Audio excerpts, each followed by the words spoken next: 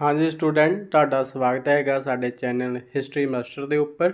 ਸੋ ਸਾਡਾ ਇਹ second part ਹੈਗਾ ਜੀ, ਭਾਰਤੀ ਸੰਵਿਧਾਨ ਦਾ ਹਿਸਟੋਰੀਕਲ ਬੈਕਗਰਾਉਂਡ ਜਿਹੜਾ ਹੈਗਾ ਉਸ ਦਾ ਇਹ ਸੈਕੰਡ ਪਾਰਟ ਹੈ ਜੀ। ਪਹਿਲੇ ਪਾਰਟ ਦੇ ਵਿੱਚ ਅਸੀਂ ਕੁਝ ਐਕਟ ਐਕਸਪਲੇਨ ਕੀਤੇ ਸੀ ਅਤੇ ਕੁਝ ਐਕਟ ਰਹਿ ਗਏ ਸੀ, ਉਹਨਾਂ ਨੂੰ ਆਪਾਂ ਇਸ ਪਾਰਟ ਦੇ ਵਿੱਚ ਜਿਹੜਾ ਐਕਸਪਲੇਨ ਕਰਾਂਗੇ। ਚਲੋ ਜੀ ਸਟਾਰਟ ਕਰਦੇ ਹਾਂ। ਦੇਖੋ ਜੀ, ਪਹਿਲੇ ਪਾਰਟ ਦੇ ਵਿੱਚ ਅਸੀਂ ਸਾਰੇ ਐਕਟ ਸੀ ਜਿਹੜੇ 8058 ਤੱਕ ਸਾਰੇ ਆਪਾਂ ਕੰਪਲੀਟ ਹੈ ਜਿਹੜੇ ਕਰ ਲਏ ਸੀ। 8058 ਦਾ ਐਕਟ ਵੀ ਜਿਹੜਾ ਆਪਾਂ ਉਸ ਦੇ ਵਿੱਚ ਐਕਸਪਲੇਨ ਸੀਗਾ ਜਿਹੜਾ ਕਰ ਲਿਆ ਸੀ। ਇਸ ਤੋਂ ਬਾਅਦ ਅਸੀਂ ਦੇਖਦੇ ਹੈਗੇ 8058 ਦੇ ਐਕਟ ਤੋਂ ਬਾਅਦ ਕੀ ਸੀਗਾ, ਇੱਥੇ ਇੱਕ ਨਵੀਂ ਟਰਮ ਆ ਜਿਹੜੀ ਨਿਕਲ ਕੇ ਆਈ। ਦੇਖੋ ਅਸੀਂ ਐਕਟ ਦੇਖੇ, ਚਾਰਟ ਐਕਟ ਦੇਖੇ, ਤਾਂ ਇੱਥੇ ਇੱਕ ਨਵੀਂ ਟਰਮ ਆ ਜਿਹੜੀ ਦੇਖਣ ਨੂੰ ਮਿਲ ਰਹੀ ਹੈ। ਦੇਖੋ ਇੰਡੀਅਨ ਕੌਂਸਲ ਐਕਟ। ਦੇਖੋ ਇੰਡੀਅਨ ਮਤਲਬ ਕਿ ਇੱਥੇ ਨਵਾਂ ਸ਼ਬਦ ਇੱਕ ਟਰਮ ਜਿਹੜੀ ਤੁਹਾਨੂੰ ਦੇਖਣ ਨੂੰ ਮਿਲ ਰਹੀ ਹੈ ਇੰਡੀਅਨ। ਕਲੀਅਰ ਜੀ। ਤਾਂ ਕਿਹੜੇ ਸੀ? 8061 ਸੀ, 8092 ਐਂਡ 1909 ਦਾ ਜਿਹੜਾ ਐਕਟ ਸੀਗਾ। ਇਹ ਤਿੰਨੇ ਐਕਟਾਂ ਨੂੰ ਅਸੀਂ ਕਹਿੰਦੇ ਇੰਡੀਅਨ ਕੌਂਸਲ ਐਕਟ ਕਹਿੰਦੇ। ਕਈ ਵਾਰੀ ਇਹ ਡਾਇਰੈਕਟ ਵੀ ਆ ਜਾਂਦਾ ਹੈਗਾ ਜੀ।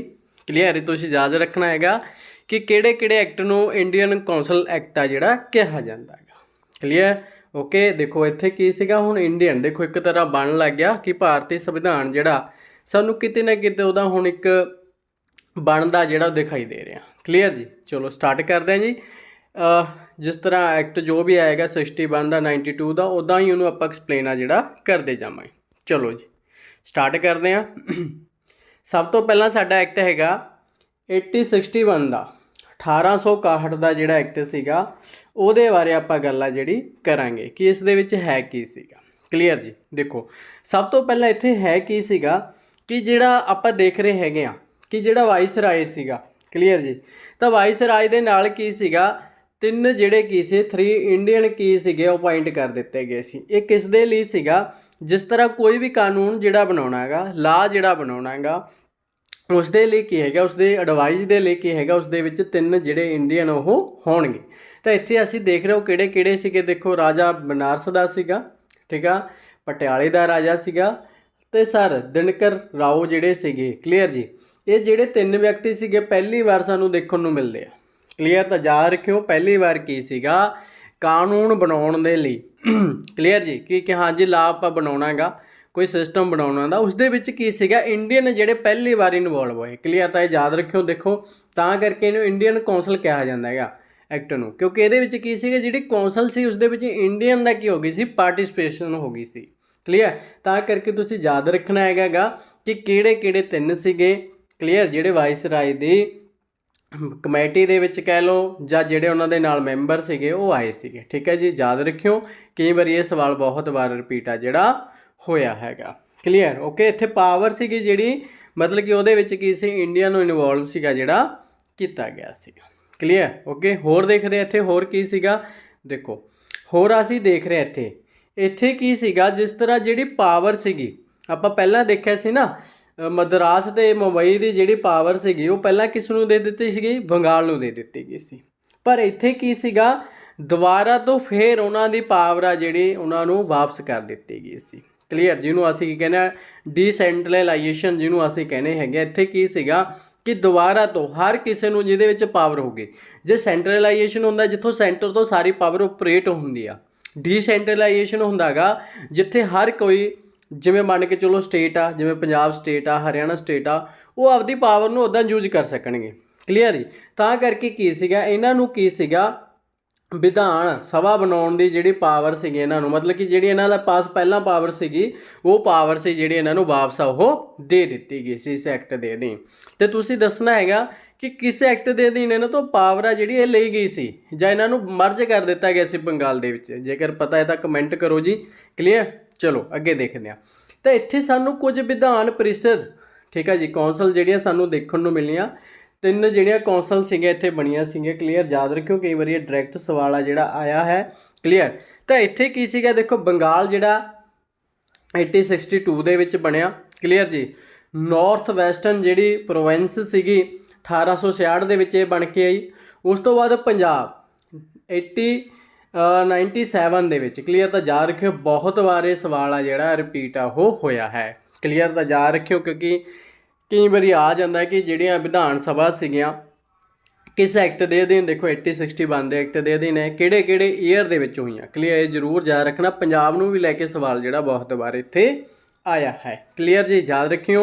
ओके, आई होप तुहानूं ये सारा क्लीयर है जिहड़ा हो गया हो। चलो जी, होर देखदे इहदे विच होर की सीगा इहदे विच, आपां ओह देख लैंदे हैगे आ कि इस एक्ट दे विच होर सानूं की देखण नूं जिहड़ा मिलदा हैगा। देखो इत्थे की सीगा, जिहड़ी पावर सी वाइसराय लवे ਉਹ ਵਧਾ ਦਿੱਤੀ गई। देखो ऑडियंस की जिहड़ी पावर हैगी, ऑडियंस मतलब की हैगा गाई कि ऑडियंस कोई पास करना हैगा उसने। क्लीयर, ਤਾਂ ਕਰਕੇ ਉਹ ਸਾਰੀ पावर जिहड़ी वाइसराय लविया, तो वाइसराय की हैगा उसनूं यूज कर सकदा हैगा। क्लीयर, तो याद रखियो कि वो की हैगा उसनूं यूज कर सकदा बिना किसी दी जिहड़ी कौंसल दी परमिशन तो। ਤਾਂ ਜਿਹੜਾ ਇਹ ਸਾਰੀ रहेगी, ਇਹ किन्ने वैलिडिटी रहेगी इसकी 6 मंथ रहेगी। जिस तरह आप गल करते हैं कि एमरजेंसी जी जिमें प्रेजिडेंट जोड़ा वो लागू कर सकता है, पर वो हुंदा है कि 2 मंथ बाद, जिमें हर एक एमरजेंसी का जिमें नैशनल एमरजेंसी का अलग टाइम पीरियड है, तो उसी तरीके ना जी एमरजेंसी डिक्लाइन करेगा, शुरू करेगा एमरजेंसी, तो 6 मंथ तक रहेगी। उस तो बाद फिर उन्होंने परमिशन जी जरूर लैनी पेगी, पर पहली बार वो जी एमरजेंसी इत्थे कर सकता है। क्लीयर, तो याद रखियो जी, कई बार ये सवाल बहुत बार रिपीट आ जिहड़ा होयागा। क्लीयर, ओके, 6 मंथ लिए उन्होंने समा सीगा जिहड़ा इहदे विच दिता गया सीगा। क्लीयर, ये आपां गल कर रहे एक्ट 8061 दे विच की जिहड़ियां उहदे फीचर की सीगे, तकरीबन उहदी आपां गल आ जिहड़ी कीती हैगी। मतलब कि बिना कौंसल तो उन्होंने जिहड़ा समा सीगा कि कौंसल की परमिशन तो बिना भी एमरजेंसी लगा सकते हैं। इहनूं जे सिंपल शब्दां दे विच तुसीं समझना। क्लीयर, चलो जी अगे चलते हैं। हाँ जी, हुण असीं गल करते हैं 1892 जिहड़ा साडा एक्ट सीगा। देखो 61 दे बारे असीं पढ़ चुके हैं कि की सीगा। हुण असीं गल करांगे साडे 1892 दा जिहड़ा एक्ट सीगा, इस दे विच है की सीगा। क्लीयर, इस दे विच देखदे हां। देखो पहला की सीगा, इस दे विच इनक्रीज कर दिते गए नॉन ऑफिशियल जिहड़े मैंबर सीगे कौंसल दे, उन्हां दी जिहड़ी गिनती सीगी वो की सीगे इनक्रीज कर दिते गए। देखो इत्थे नाल नाल आपां दिते भी हैगे कि किन्ने किन्ने इनक्रीज आ जिहड़े कीते गए। देखो बंबे दे विच 8, मद्रास दे विच 20, बंगाल दे विच 20 हो गए जी, नॉर्थ वैसटर्न दे विच भी अवध दे 15 ही अवध दे विच हैगे आ। क्लीयर, तो इदां करके की सीगा, इन्हां दे सारियां दी जिहड़ी गिनती सीगी मैंबरां दी वो वधा दित्ती गई। क्लीयर, देखो सब तो आप देख रहे हैं ना इत्थे की हैगा कि ज़्यादा तो ज़्यादा की हो रही है, पार्टिसिपेशन हो रही है किस दी, इंडियन दी। क्लीयर, तां करके की हैगा जिथे पहला असीं 3 इंडियन देखे सीगे। क्लीयर, तो हौली हौली की है इत्थे कोई ना कोई इंडियन नूं इनक्रीज किया जा रहा। देखो इंडियन नूं उन्हां नूं इनवॉल्व आ जिहड़ा किया जा रहा। ये क्यों किया जा रहा इनवॉल्व, जेकर आपां देखिए तो ये की सीगा इन्हां दा कि जिहड़ा 1857 का जिहड़ा रिवोल्ट होया सीगा। क्लीयर, कि वो दोबारा तो रिपीट आ जिहड़ा ना होवे। क्लीयर, इस करके की सीगे चाहुंदे सीगे कि जिहड़े इंडियन हैगे उन्हां नूं इनवॉल्व रखो। क्लीयर, क्योंकि इस तो कुछ टाइम पहला ही की बन के हटी है जी, कांग्रेस बनी सी 85 दे विच, तो 92 का असीं एक्ट देख रहे हैं। तां करके भी की सीगा कि इत्थे जिहड़ा इनक्रीज किए जा रहे मैंबर, जिहदा मेन मोटिव की आ कि रिवोल्ट आ जिहड़ा दोबारा तो अगेन रिपीट ना होवे। क्लीयर, ओके, इदां कोई चीज़ नहीं हुई। क्लीयर, तो उहदे आपां देखदे कॉज कोई ना कोई जिहड़ा रहिंदा गा। क्लीयर जी, होर देखदे इस एक्ट दे विच होर की है। क्लीयर जी, 92 दे एक्ट की गल कर रहे हैं आपां, देखते हैं होर इत्थे की सीगा। देखो डिबेट हो गई बजट के उपर। क्लीयर, जिस तरह पहला आपां देखिया कि कोई भी जिहड़ा एक तरह का राइट नहीं सीगा इंडियन नूं कि वो कोई भी सवाल जिहड़ा पुट कर सकन कि हाँ जी सानूं इसका आंसर दिता जाए, तुसीं इदां क्यों कर रहे हो। तो इत्थे की सीगा, बजट के उपर डिबेट करना जिहड़ा राइट सीगा वो मिल चुका सीगा। क्लीयर, तो याद रखियो ये सानूं जिहड़ा राइट सीगा वो मिल चुका सीगा। क्लीयर, तो याद रखियो कई बार ये भी आ जाता हैगा कि जिहड़ी पावर मिली सी डिस्कसन करन दी किस दे उपर, बजट दे बारे। क्लीयर, ओके, तां करके की सीगा सानूं कित्थों मिलदा हैगा 1800 जिहड़ा साडा 92 दा एक्ट आ, उस दे विच सानूं ये सारे साडे जिहड़े राइट सीगे इंडियन वो दिते गए सी। देखो पावर आ जिहड़ी मिलदी जा रही आ, मतलब कि प्रोपर तौर पर इंडियन नूं पावर आ जिहड़ी दित्ती जा रही है। क्लीयर, ओके, उस तो बाद असीं अगे देखदे हैगे आ की हैगा इसी तरीके नाल जिहड़ी पावर उरे दित्ती गई आ, होर ਜਿਹੜੇ ਉਹਦੇ ਸੀਗੇ ਉਹਨਾਂ ਨੂੰ ਵੀ ਪਾਵਰ ਦੇ ਦਿੱਤੀ ਗਈ, ਜਿਵੇਂ ਚੈਂਬਰ ਨੂੰ ਦੇ ਦਿੱਤੇ ਗਏ, ਠੀਕ ਹੈ ਜੀ, ਯੂਨੀਵਰਸਿਟੀਆਂ ਨੂੰ ਦੇ ਦਿੱਤੀ ਗਈ, ਐਸੋਸੀਏਸ਼ਨ ਨੂੰ ਦਿੱਤੀ, ਜ਼ਿਮੀਂਦਾਰਾਂ ਨੂੰ ਦੇ ਦਿੱਤੀ ਗਈ, ਤਾਂ ਇਹਨਾਂ ਨੂੰ ਵੀ ਪਾਵਰ ਸੀ ਜਿਹੜੀ ਦੇ ਦਿੱਤੀ ਗਈ। ਕਲੀਅਰ। ਤਾਂ ਯਾਦ ਰੱਖਿਓ ਮਤਲਬ ਕਿ ਇਹਨਾਂ ਨੂੰ ਵੀ ਕੋਈ ਨਾ ਕੋਈ ਪਾਵਰ ਇੱਦਾਂ ਦੀ ਜਿਹੜੀ ਹੋਰ ਪਾਵਰਾਂ ਸੀਗੀਆਂ ਉਹ ਦੇ ਦਿੱਤੀਆਂ ਗਈਆਂ। ਕਲੀਅਰ। ਤਾਂ ਇਹ ਵੀ ਤੁਸੀਂ ਯਾਦ ਰੱਖਣਾ ਹੈਗਾ ਗਾ। ਕਿਸ ਐਕਟ ਦੇ ਅਧੀਨ ਹੋ ਰਿਹਾ? 1892 ਦੇ ਐਕਟ ਦੇ ਅਧੀਨ ਹੀ ਅਸੀਂ ਦੇਖ ਰਹੇ ਹੈਗੇ। ਦੇਖੋ ਕਿੰਨੇ ਹੋਰ ਜ਼ਿਆਦਾ ਜਿਹੜੇ ਇਸ ਦੇ ਵਿੱਚ ਇੰਡੀਅਨ ਜਿਹੜੇ ਇਨਵੋਲਵ ਹੋ ਗਏ। ਕਲੀਅਰ। ਤਾਂ ਜਿਸ ਦੇ ਨਾਲ ਕੀ ਹੈਗਾ ਕਿ ਇੰਡੀਅਨ ਹੁਣ ਸਭ ਤੋਂ ਜ਼ਿਆਦਾ ਜਿਹੜੇ ਸੰਵਿਧਾਨ ਦੇ ਜਾਂ ਗੱਲ ਕਰੇ ਇੱਕ ਸਿਸਟਮ ਦੇ ਵਿੱਚ ਆ ਜਿਹੜੇ ਉਹ ਆ ਰਹੇ ਆ। ਕਲੀਅਰ ਜੀ। ਓਕੇ ਚਲੋ ਅੱਗੇ ਚੱਲਦੇ ਹਾਂ। ਹੋਰ ਦੇਖਦੇ ਹਾਂ ਅਸੀਂ ਹੋਰ ਇਸ ਦੀ ਇੰਪੋਰਟੈਂਸ ਹੈਗੀ ਜੀ। ਕਲੀਅਰ। ਤਾਂ ਇੱਥੇ ਕੀ ਸੀਗਾ ਇਸ ਐਕਟ ਦੇ ਵਿੱਚ ਪਹਿਲੀ ਵਾਰ ਅਸੀਂ ਦੇਖ ਰਹੇ ਇਸ ਦਾ ਜਿਹੜਾ ਬੇਸ ਸੀਗਾ ਉਹ ਕੀ ਸੀਗਾ ਕਿ ਜਿਹੜਾ ਇੰਡੀਅਨ ਸੰਵਿਧਾਨ ਤੇ ਇੰਡੀਅਨ ਦੇ ਵਿੱਚ ਪੋਲੀਟੀਕਲ ਪਾਰਟੀਆਂ ਨੂੰ ਸਥਾਪਿਤ ਕਰਨਾ ਹੈ। ਮਤਲਬ ਕਿ ਦੇਖੋ ਸਾਰੇ ਤੋਂ ਜ਼ਿਆਦਾ ਜਿਵੇਂ ਜ਼ਮੀਂਦਾਰ ਹੋ ਗਏ। ਕਲੀਅਰ। ਸਾਰੇ ਜਿਵੇਂ ਯੂਨੀਵਰਸਿਟੀਆਂ ਦੇ ਚਾਂਸਲਰ ਹੋ ਗਏ ਸਾਰਿਆਂ ਨੂੰ ਇਨਵੋਲਵ ਕਰਿਆ। ਇਟ ਮੀਨ ਇਹਦਾ ਮਤਲਬ ਕੀ ਹੈ ਕਿ ਇਸ ਦੇ ਨਾਲ ਕੀ ਹੈਗਾ ਗਾ ਕਿ ਇਤਿਹਾਸ ਦੇ ਵਿੱਚ ਪਹਿਲੀ ਵਾਰ ਸੀਗਾ ਜਿੱਥੇ ਕਿ ਸੀ ਇੰਡੀਅਨ ਲਈ ਇੱਕ ਅਲੱਗ ਤੋਂ ਸੰਵਿਧਾਨ ਦੀ ਗੱਲ ਆ ਜਿਹੜੀ ਕੀਤੀ ਜਾ ਰਹੀ ਜਾਂ ਉਹਨਾਂ ਦੇ ਰਾਈਟ ਦੀ ਗੱਲ ਆ ਜਿਹੜੀ ਕੀਤੀ ਜਾ ਰਹੀ ਕਿ ਹਾਂਜੀ ਇੱਦਾਂ ਚੀਜ਼ ਆ ਜਿਹੜੀ ਉਹ ਹੋਣੀ ਚਾਹੀਦੀ ਹੈ। ਕਲੀਅਰ। ਤਾਂ ਕਰਕੇ ਇਸੇ ਨੂੰ ਹੀ ਕਿਹਾ ਜਾਂਦਾ ਇਸ ਐਕਟ ਨੂੰ ਕਿਹਾ ਜਾਂਦਾ ਹੈਗਾ ਗਾ ਕਿ ਭਾਰਤ ਦਾ ਪ੍ਰਤੀਨਿਧੀ ਸਰਕਾਰ ਵੱਲ ਪਹਿਲਾ ਕਦਮ ਸੀਗਾ। ਮਤਲਬ ਕੀ ਹੈਗਾ ਗਾ ਕਿ ਭਾਰਤ ਦੇ ਵਿੱਚ ਸਰਕਾਰ ਬਣਾਉਣ ਦਾ ਇੱਕ ਤਰ੍ਹਾਂ ਦਾ ਇਹ ਪਹਿਲਾ ਜਿਹੜਾ ਕਦਮ ਸੀਗਾ ਫਸਟ ਸਟੈਪ ਸੀਗਾ ਜਿਸ ਦੇ ਰਾਹੀਂ ਕੀ ਸੀਗਾ ਕਿ ਇੰਡੀਅਨ ਜਿਹੜੇ ਲੋਕ ਹੈਗੇ ਆ ਉਹ ਸਰਕਾਰ ਦੇ ਵਿੱਚ ਆਉਣ ਉਹ ਸਰਕਾਰ ਜਿਹੜੀ ਬਣਾਉਣ। ਕਲੀਅਰ। ਤਾਂ ਯਾਦ ਰੱਖਿਓ ਰਿਪਰੈਜ਼ੈਂਟੇਟਿਵ ਜਿਹੜੀ ਗੌਰਮੈਂਟ ਹੈਗੀ ਆ ਉਹ ਬਣਾਉਣ ਦੀ ਜਿਹੜੀ ਗੱਲ ਹੈਗੀ ਸੀ ਇੱਥੇ ਪਹਿਲਾ ਸਟੈਪ ਆ ਜਿਹੜਾ ਉਸਦਾ ਚੁੱਕਿਆ ਗਿਆ ਸੀਗਾ। ਕਲੀਅਰ। ਓਕੇ। ਤਾਂ ਯਾਦ ਰੱਖਿਓ ਕਈ ਵਾਰੀ ਇਹ ਵੀ ਸਵਾਲ ਆ ਜਿਹੜਾ ਆ ਜਾਂਦਾ ਹੈ ਜੀ। ਕਲੀਅਰ। ਅਸੀਂ ਗੱਲ 1892 ਦੇ ਐਕਟ ਦੀ ਆਪਾਂ ਸਾਰੀ ਗੱਲ ਆ ਜਿਹੜੀ ਕਰ ਚੁੱਕੇ ਹਾਂ। ਚਲੋ ਜੀ ਹੁਣ ਗੱਲ ਕਰਦੇ ਹਾਂ ਅਸੀਂ 1909 ਦਾ ਜਿਹੜਾ ਐਕਟ ਸੀਗਾ ਉਸ ਦੀ ਗੱਲ ਕਰਦੇ ਹਾਂ। ਕਲੀਅਰ। ਇਹ ਹੈ ਕੀ ਸੀਗਾ? ਦੇਖੋ ਇਸ ਨੇ ਜੇਕਰ ਇਸ ਨੂੰ ਅਸੀਂ ਮਿੰਟੋ ਮਾਰਲੇ ਐਕਟ ਵੀ ਕਿਹਾ ਜਾਂਦਾ ਹੈਗਾ। ਪਹਿਲੇ ਇਹ ਵੀ ਗੱਲ ਯਾਦ ਰੱਖਿਓ ਇਸ ਦਾ ਹੋਰ ਨਾਮ ਵੀ ਹੈਗਾ ਮਿੰਟੋ ਮਾਰਲੇ ਐਕਟ ਵੀ ਇਸ ਨੂੰ ਕਿਹਾ ਜਾਂਦਾ ਹੈਗਾ। ਕਲੀਅਰ। ਹੁਣ ਮਿੰਟੋ ਮਾਰਲੇ ਹੈ ਕੌਣ ਸੀ ਆਪਾਂ ਥੋੜ੍ਹਾ ਜਿਹਾ ਉਹ ਦੇਖ ਲਈਏ ਨਾ ਕਿ ਹੈ ਕੌਣ ਸੀਗੇ।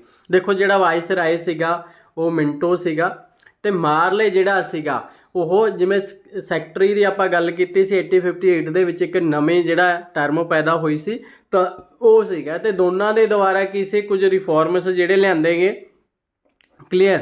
ਜਾਂ ਕੁਝ ਨਵਾਂ ਸਿਸਟਮ ਜਿਹੜਾ ਆਪਰੇਟ ਕੀਤਾ ਗਿਆ ਜਿਸ ਨੂੰ ਐਕਟ 1909 ਦਾ ਐਕਟ ਸੀਗਾ ਜਿਹੜਾ ਕਿਹਾ ਗਿਆ ਸੀ। ਇਹਨਾਂ ਦੇ ਨਾਮ ਦੇ ਉੱਪਰ ਵੀ ਇਹ ਐਕਟ ਆ ਜਿਹੜਾ ਪਿਆ ਸੀ। ਕਲੀਅਰ। ਤਾਂ ਯਾਦ ਰੱਖਿਓ ਮਿੰਟੋ ਮਾਰਲੇ ਐਕਟ ਵੀ ਇਸ ਨੂੰ ਕਿਹਾ ਜਾਂਦਾ ਹੈਗਾ। ਕਲੀਅਰ ਜੀ। ਓਕੇ। ਕਈ ਵਾਰੀ ਇਹ ਵੀ ਸਵਾਲ ਆ ਜਿਹੜਾ ਆ ਜਾਂਦਾ ਹੈਗਾ।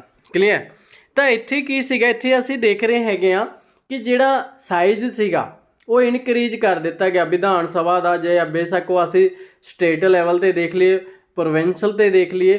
ਕਲੀਅਰ। ਤਾਂ ਕਰਕੇ ਸਟੇਟ ਲੈਵਲ ਜਿਹਨੂੰ ਆਪਾਂ ਕਹਿ ਸਕਦੇ ਹਾਂ ਤਾਂ ਦੋਨਾਂ 'ਤੇ ਕੀ ਸੀਗਾ ਇਨਕਰੀਜ਼ ਕਰ ਦਿੱਤਾ ਗਿਆ। ਮਤਲਬ ਕੀ ਸੀਗਾ ਪੋਸਟਾਂ ਜਿਹੜੀਆਂ ਵਧਾ ਦਿੱਤੀਆਂ ਗਈਆਂ ਸੀ। ਜਿਵੇਂ ਇੱਥੇ ਸਟੇਟ ਦੀ ਗੱਲ ਕਰਦੇ ਆਪਾਂ ਕਿ ਜਿਹੜੀ ਸਟੇਟ ਦੇ ਵਿਧਾਨ ਸਭਾ ਹੈਗੀ ਆ ਜਾਂ ਪ੍ਰੀਸ਼ਦ ਜਿਹੜੀ ਹੈਗੀ ਆ 16 ਤੋਂ ਉਸਦੀ ਜਿਹੜੀ ਗਿਣਤੀ ਸੀਗੀ ਮੈਂਬਰਾਂ ਦੀ ਉਹ 60 ਕਰ ਦਿੱਤੀ ਗਈ ਸੀ। ਕਲੀਅਰ।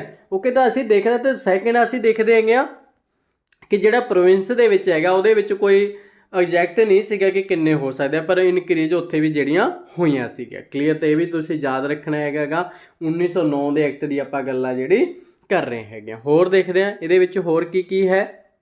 ਕਲੀਅਰ ਜੀ। ਓਕੇ। ਹੋਰ ਦੇਖਦੇ ਹਾਂ ਹੋਰ ਇੱਥੇ ਦੇਖ ਰਹੇ ਸੀ ਕਿ ਸੈਂਟਰ ਦੇ ਵਿੱਚ ਕੀ ਮੈਜੋਰਟੀ ਰਹੇਗੀ ਜਿਹੜੇ ਓਫੀਸ਼ੀਅਲ ਜਿਹੜੇ ਮੈਂਬਰ ਹੋਣਗੇ। ਕਲੀਅਰ। ਬਟ ਕਿ ਇੱਥੇ ਕੀ ਹੈਗਾ ਜਿਹੜੇ ਪ੍ਰੋਵਿੰਸ ਦੇ ਵਿੱਚ ਹੋਣਗੇ ਉਹਨਾਂ ਨੂੰ ਨਹੀਂ ਦਿੱਤੀ ਜਾਊਗੀ ਪਰ ਜੋ ਨੌਨ ਓਫੀਸ਼ੀਅਲ ਮੈਂਬਰ ਹੋਣਗੇ ਉਹਨਾਂ ਨੂੰ ਮੈਜੋਰਟੀ ਹੈ ਜਿਹੜੀ ਦਿੱਤੀ ਜਾਊਗੀ। ਇਹ ਵੀ ਗੱਲ ਕਿਸ ਦੇ ਵਿੱਚ ਕੀ ਸੀਗੀ ਜੀ 1909 ਦਾ ਜਿਹੜਾ ਐਕਟ ਸੀਗਾ ਉਸ ਦੇ ਵਿੱਚ ਇਹ ਗੱਲ ਕਹੀ ਗਈ ਕਿ ਜੇ ਸੈਂਟਰ ਲੈਵਲ 'ਤੇ ਤਾਂ ਮੈਜੋਰਟੀ ਦਿੱਤੀ ਜਾਊਗੀ ਪਰ ਜਿਹੜੀ ਪ੍ਰੋਵਿੰਸ ਲੈਵਲ 'ਤੇ ਕੀ ਹੈਗਾ ਸਿਰਫ ਨੌਨ ਓਫੀਸ਼ੀਅਲ ਜਿਹੜੇ ਮੈਂਬਰ ਹੈਗੇ ਉਹਨਾਂ ਨੂੰ ਮੈਜੋਰਟੀ ਸੀਗੀ ਜਿਹੜੀ ਦਿੱਤੀ ਗਈ ਸੀ। ਕਲੀਅਰ। ਇੱਥੇ ਹੀ ਅਸੀਂ ਦੇਖਦੇ ਹੈਗੇ ਆ ਕਿ ਜਿਹੜੀ ਵਾਇਸਰਾਏ ਦੀ ਕੌਂਸਲ ਸੀਗੀ ਉਸ ਦੇ ਵਿੱਚ ਫਸਟ ਜਿਹੜੇ ਇੰਡੀਅਨ ਸੀਗੇ ਉਹ ਇਨਵੋਲਵ ਕੀਤੇ ਗਏ ਜਿਨ੍ਹਾਂ ਦਾ ਨਾਮ ਕੀ ਸੀਗਾ ਸਤਿੰਦਰ ਪ੍ਰਸਾਦ ਸੈਣਾ। ਕਲੀਅਰ। ਤਾਂ ਯਾਦ ਰੱਖਿਓ ਲਾ ਦੇ ਜਿਹੜੇ ਇਹ ਮੈਂਬਰ ਸੀਗੇ ਇਹਨਾਂ ਨੂੰ ਬਣਾਇਆ ਗਿਆ ਸੀਗਾ ਤਾਂ ਪਹਿਲੀ ਵਾਰ ਇਹ ਜਿਹੜੇ ਇਨਵੋਲਵ ਕੀਤੇ ਗਏ ਸੀ। ਦੇਖੋ ਹੁਣ ਵਾਇਸਰਾਏ ਦੇ ਨਾਲ ਵੀ ਕੀ ਸੀਗਾ ਜਿਹੜੀ ਇੱਕ ਕਮੇਟੀ ਜਾਂ ਜਿਹੜੀ ਇੱਕ ਤਰ੍ਹਾਂ ਦੀ ਆਪਾਂ ਗੱਲ ਕਰ ਰਹੇ ਪਾਰਟੀ ਜਿਹੜੀ ਰਹਿੰਦੀ ਸੀਗੀ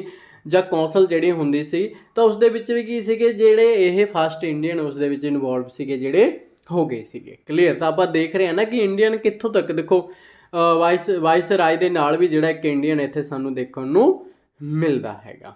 क्लीयर जी। ओके, ਤਾਂ ਕਰਕੇ ਦੇਖ ਰਹੇ ਕਿ ਪਾਵਰ ਆ ਜਿਹੜੀ ਹੋਰ ਆ ਜਿਹੜੀ ਵੱਧਦੀ ਜਾ ਰਹੀ ਆ।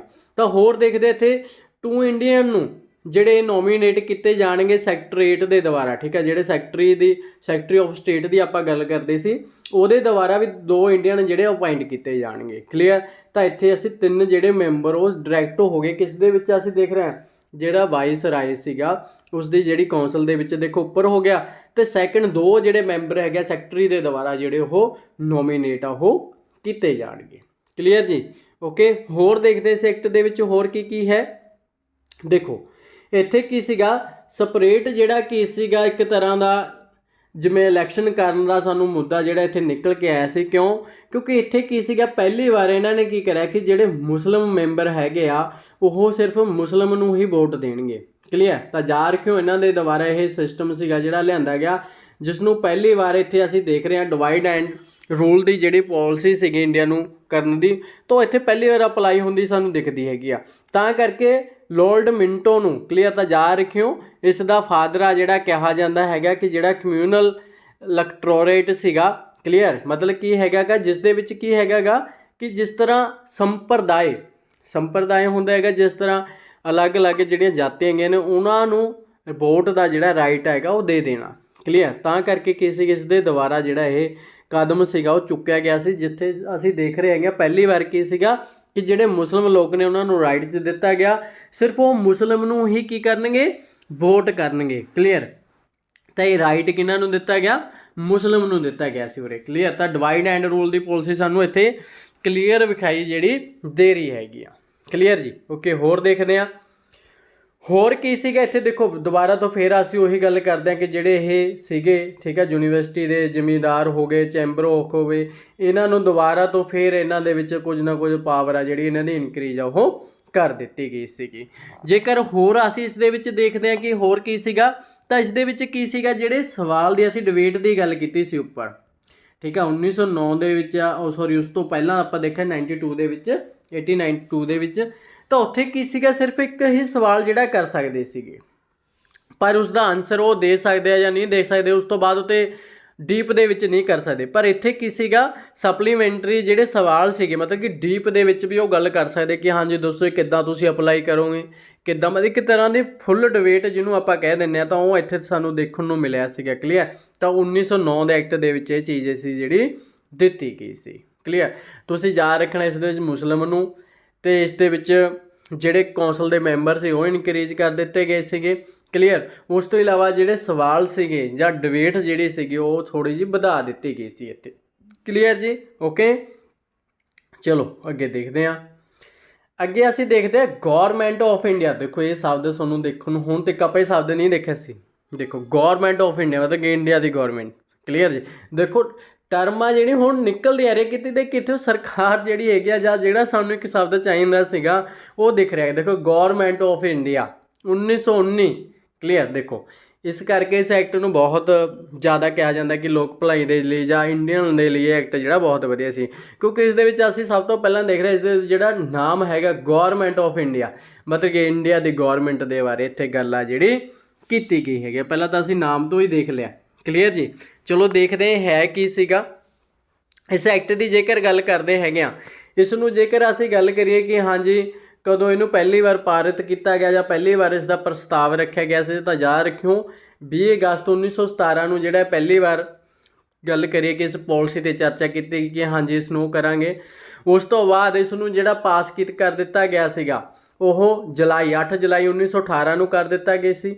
ਜੇਕਰ ਗੱਲ ਕਰੀਏ ਕਿ ਫੋਰਸ ਦੇ ਵਿੱਚ ਕਦ ਆਇਆ, ਮਤਲਬ ਕਿ ਲਾਗੂ ਕਦ ਹੋਇਆ, ਜੇਕਰ ਉਸ ਦੀ ਗੱਲ ਕਰਦੇ ਹੈਗੇ ਆ ਤਾਂ ਇਹ ਇੰਟੂ ਫੋਰਸ 1921 ਦੇ ਵਿੱਚ 21 ਦੇ ਵਿੱਚ ਕੀ ਸੀਗਾ, ਇਹ ਐਕਟ ਸੀਗਾ ਜਿਹੜਾ ਲਾਗੂ। ਦੇਖੋ ਇੱਥੇ 3 ਸਵਾਲ ਬਣੇ ਆ।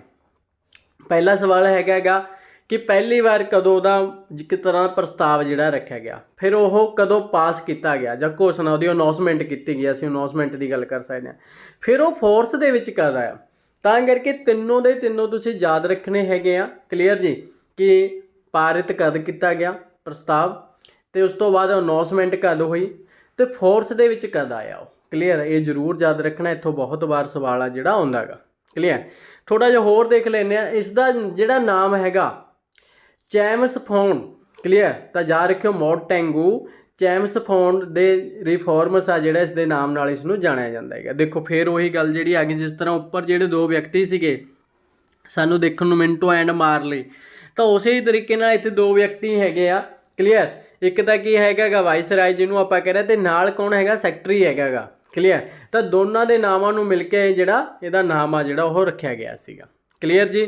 ਚਲੋ ਦੇਖਦੇ ਇਸ ਦੇ ਵਿੱਚ ਹੈ ਕਿ ਇੱਥੋਂ ਸਵਾਲ ਬਹੁਤ ਵਾਰ ਆਉਂਦੇ ਆ। ਦੇਖੋ ਥੋੜ੍ਹਾ ਜਿਹਾ ਰਹਿ ਗਿਆ ਸੀਗਾ, ਜਿਹੜਾ ਇਸ ਦਾ ਓਬਜੈਕਟਿਵ ਕੀ ਸੀਗਾ, ਰਿਸਪੋਂਸੀਬਲ ਗੌਰਮੈਂਟ ਇਨ ਇੰਡੀਆ, ਕਿ ਇੱਕ ਰਿਸਪੋਂਸੀਬਲ ਜਿਹੜੀ ਗੌਰਮੈਂਟ ਹੈਗਾ ਉਹ ਇੰਡੀਆ ਦੇ ਵਿੱਚ ਲੈ ਕੇ ਆਉਣੀ, ਇਸ ਦਾ ਜਿਹੜਾ ਏਮ ਸੀਗਾ।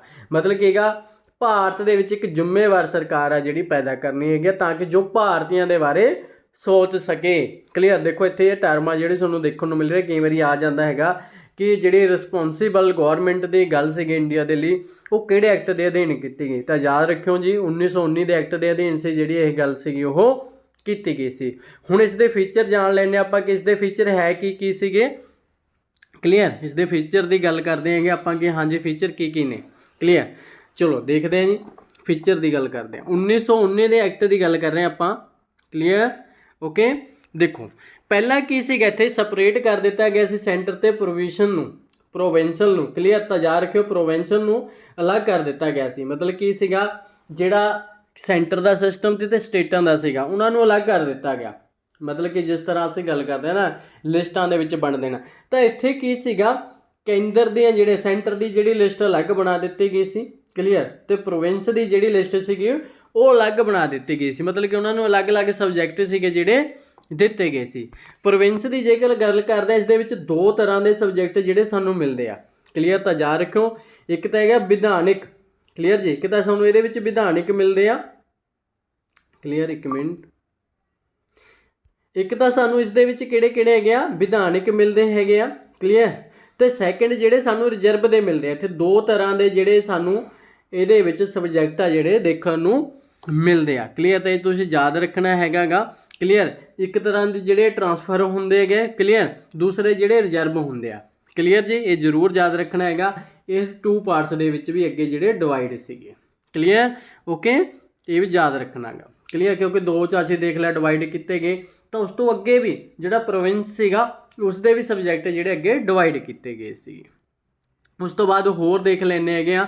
ਕਲੀਅਰ ਜੀ, ਕਿ ਇਸ ਤੋਂ ਇਲਾਵਾ ਜਿਹੜੇ ਅਸੀਂ ਦੇਖ ਰਹੇ ਹੈਗੇ ਆ ਕਿ ਜਿਹੜਾ ਇੱਥੇ ਕੀ ਹੈਗਾ ਗਾ, ਕਿ ਇਹਨਾਂ ਦੇ ਵਿਸ਼ਿਆਂ ਦੇ ਨਾਲ ਸੰਬੰਧਿਤ ਬਣਾਉਣ ਦਾ ਜਿਹੜਾ ਕੰਮ ਹੈਗਾ ਗਾ ਉਹ ਵੀ ਜਿਹੜਾ ਦਿੱਤਾ ਗਿਆ ਕਿ ਹਾਂਜੀ ਜਿਹੜੇ ਲਈ ਅਥਾਰਟੀ ਜਿਹੜੀ ਆ ਰਹੀ ਹੈਗੀ ਆ ਉਸੇ ਤਰ੍ਹਾਂ ਦਾ ਹੀ ਉਹ ਲਾ ਜਿਹੜੇ ਬਣਾ ਸਕਣਗੇ। ਕਲੀਅਰ, ਤਾਂ ਜਿਸ ਦੇ ਪਾਸ ਵੀ ਉਹ ਸਬਜੈਕਟ ਹੈਗਾ ਉਸ ਸਬਜੈਕਟ ਦੇ ਉੱਪਰ ਕਿਸ ਤਰ੍ਹਾਂ ਦਾ ਲਾ ਜਿਹੜੀ ਪਾਲਿਸੀ ਬਣਾਉਣੀ ਆ ਤਾਂ ਉਹ ਰਾਈਟ ਉਹਨਾਂ ਦੇ ਪਾਸ ਹੋਊਗਾ।